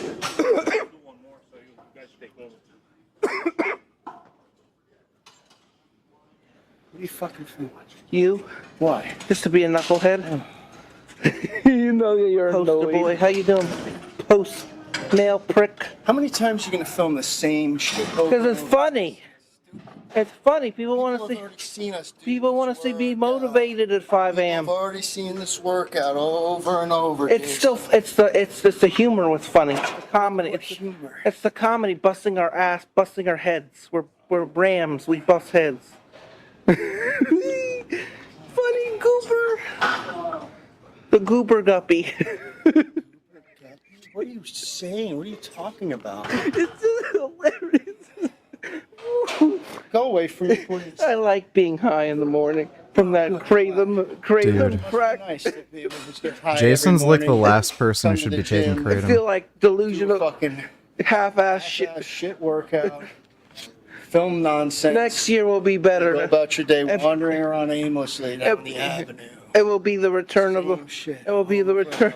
It will be the return of the Lord. By next the way, what? Didn't you say you got a blue check on your Instagram? You got trolled on that too. Woo! I didn't see no blue check. Woo! Somebody photoshopped a blue check and sent you that picture. It's dope head. What happened with that? How much did you pay that person to do that for you? Huh? We're fake. Huh? Who cares? We're freaks. I don't know who you think you're bullshit, Jason. Everybody knows you're full of shit. What a pansy delusional. Look at that shitty form, Arnold Curlin. Jason, I'm gonna take your camera and shove it up your ass. Get away from me. Oh, there it is. There it went. Go. Here we go. The seat's way too low. Alright. Alright. I'll be here. What's up, man?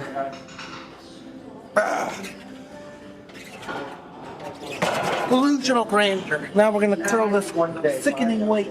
Didn't even.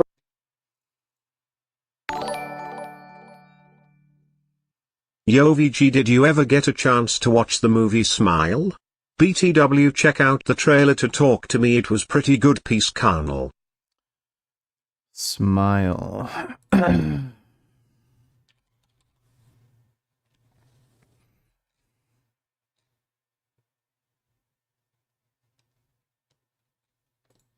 Oh. S didn't... This keyboard's kind of fucking annoying. Oh... I think I've heard of that. Yeah, I'll watch that. I haven't seen it yet. I've heard about it. Thanks for the donation, Renee. Break a sweat today, isn't that wonderful? A little bit. What you people see on camera is all the working out this fucking clown has done.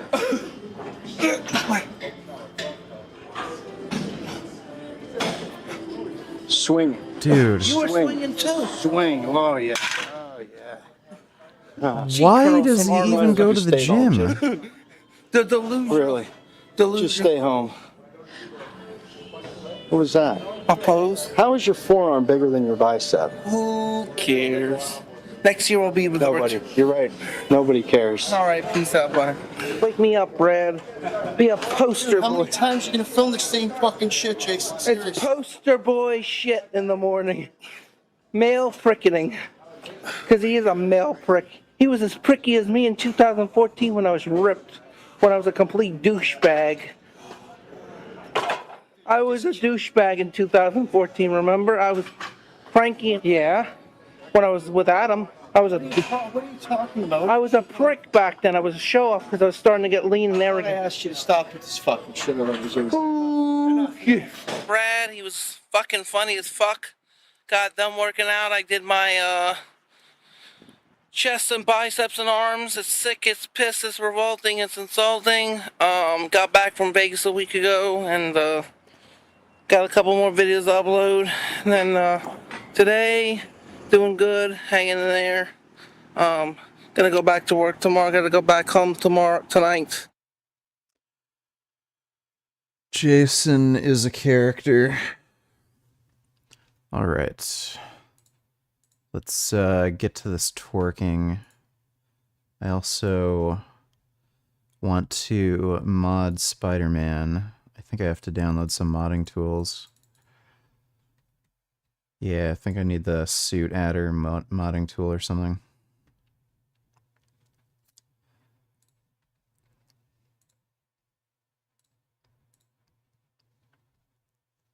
This one looks good.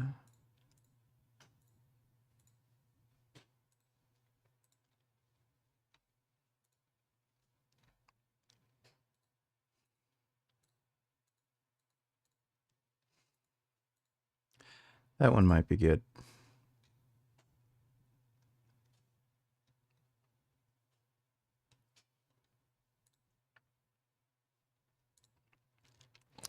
There's a Spider-Gwen mod.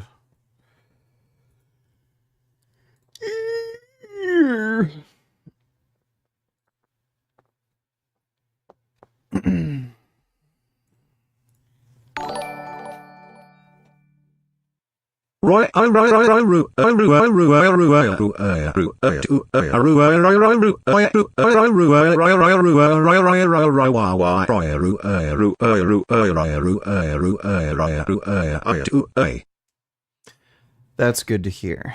Thanks for the donation, 9014. Appreciate it.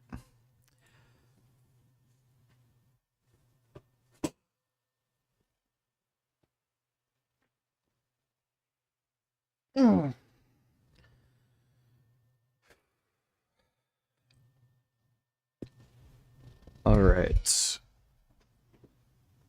Ugh. I'm just gonna go take a piss, and then we'll do this twerking.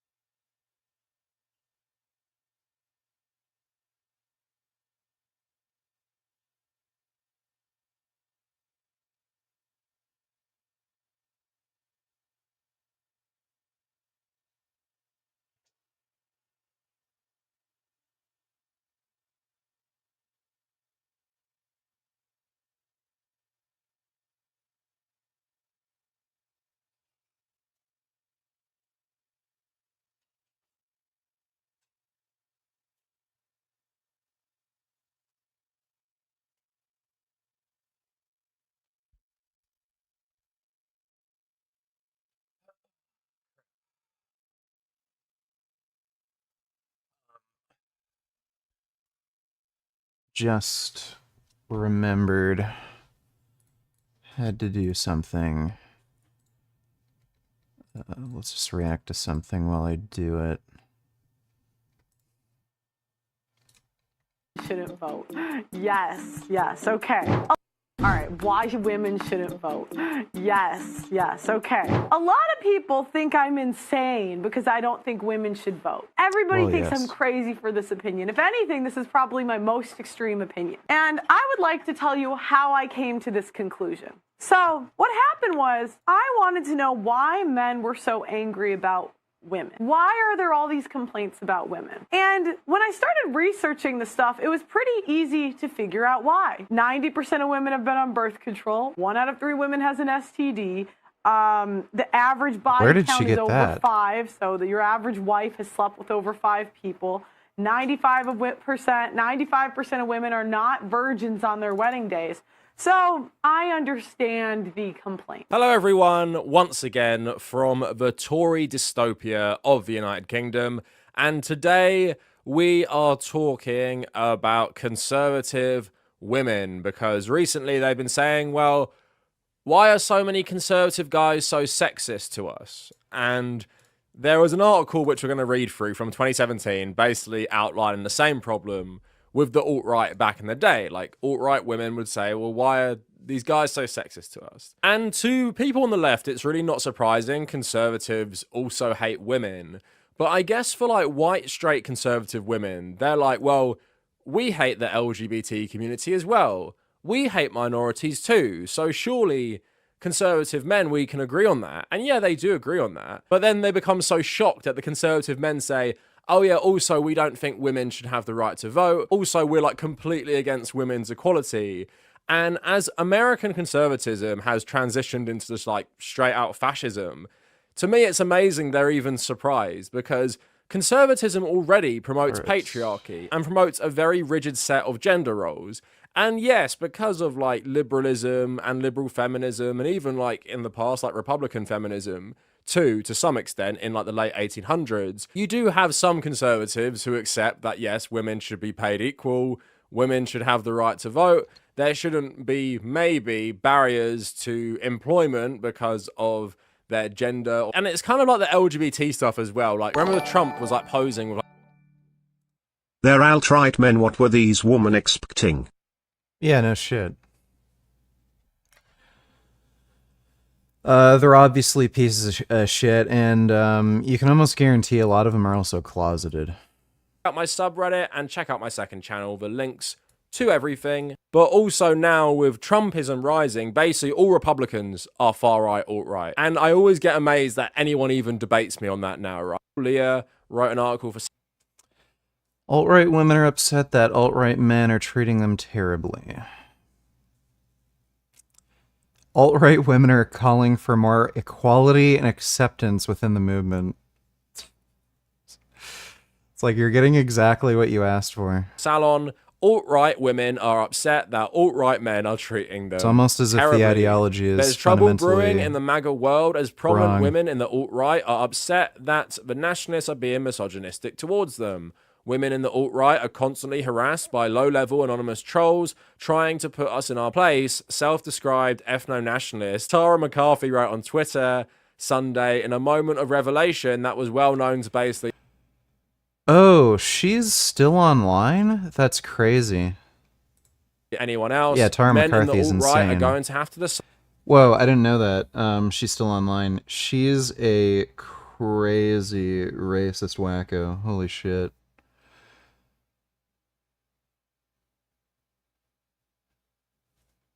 She's insane. Side whether Like, they will continue. she was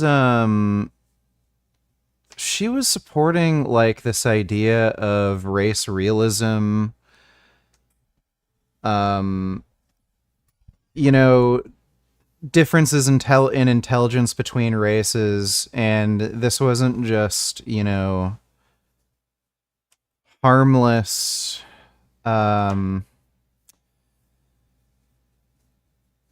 what is it, just like, you know, intellectual research stuff, like just trying to answer the question if there actually is a difference.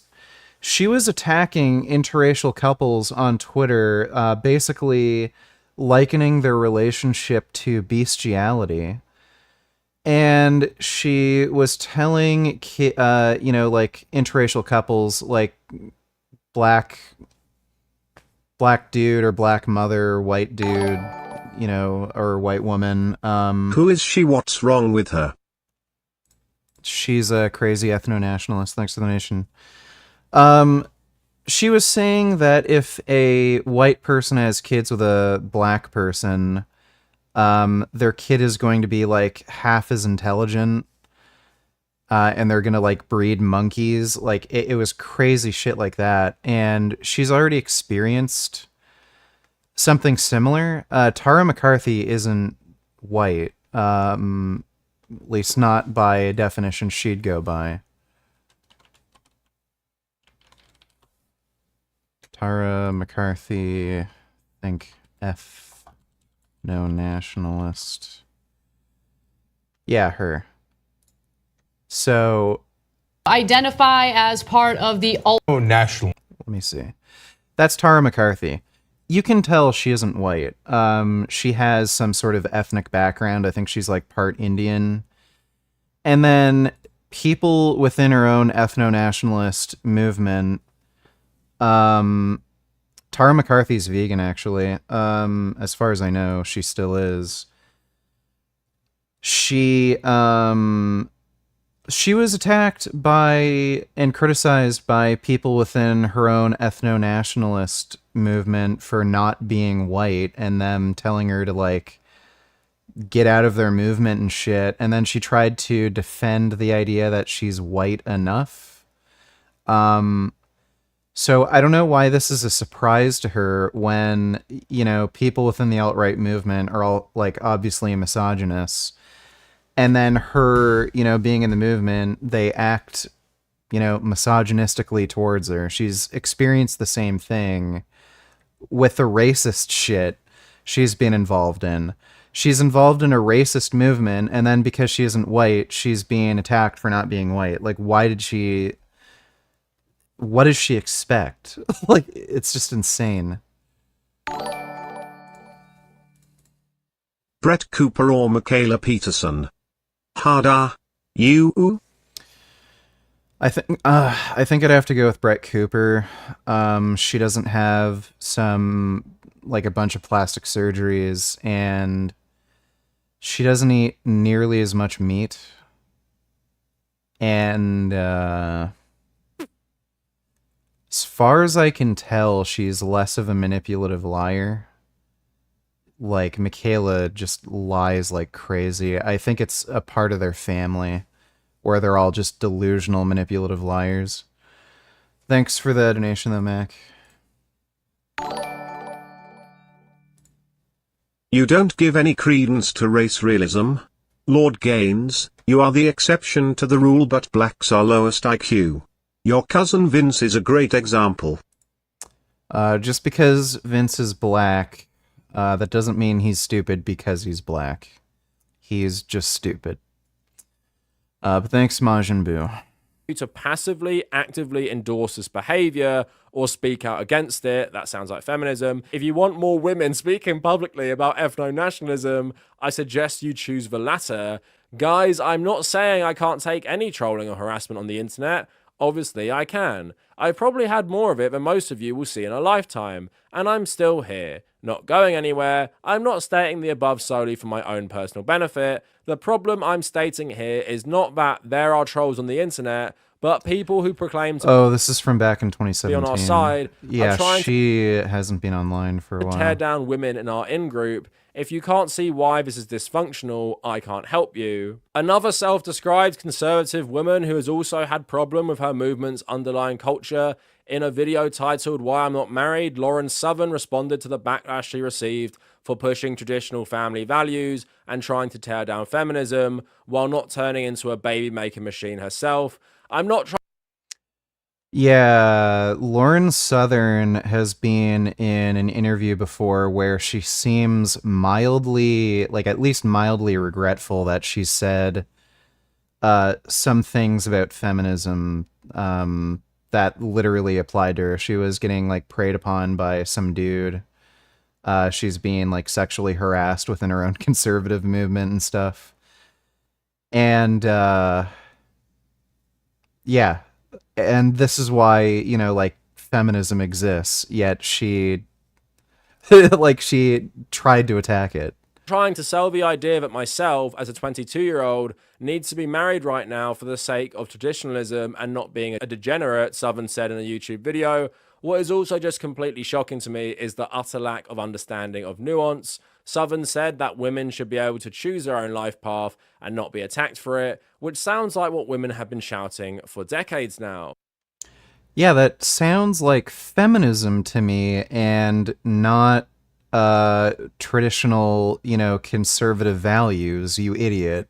While Tara McCarthy would like to see racism without the sexism in the white supremacist movement, and Southern would appreciate if anti-feminist women were given the ability to choose for themselves what kind of life they want to lead, it's worth wondering if these women are liberal. After all, what kind of alt-right darling wants to promote some sort of intersectionalism? So again, an evergreen article, because now we have women in the far-right conservative movement complaining about this again. Why is this ultra-masculine They're so stupid.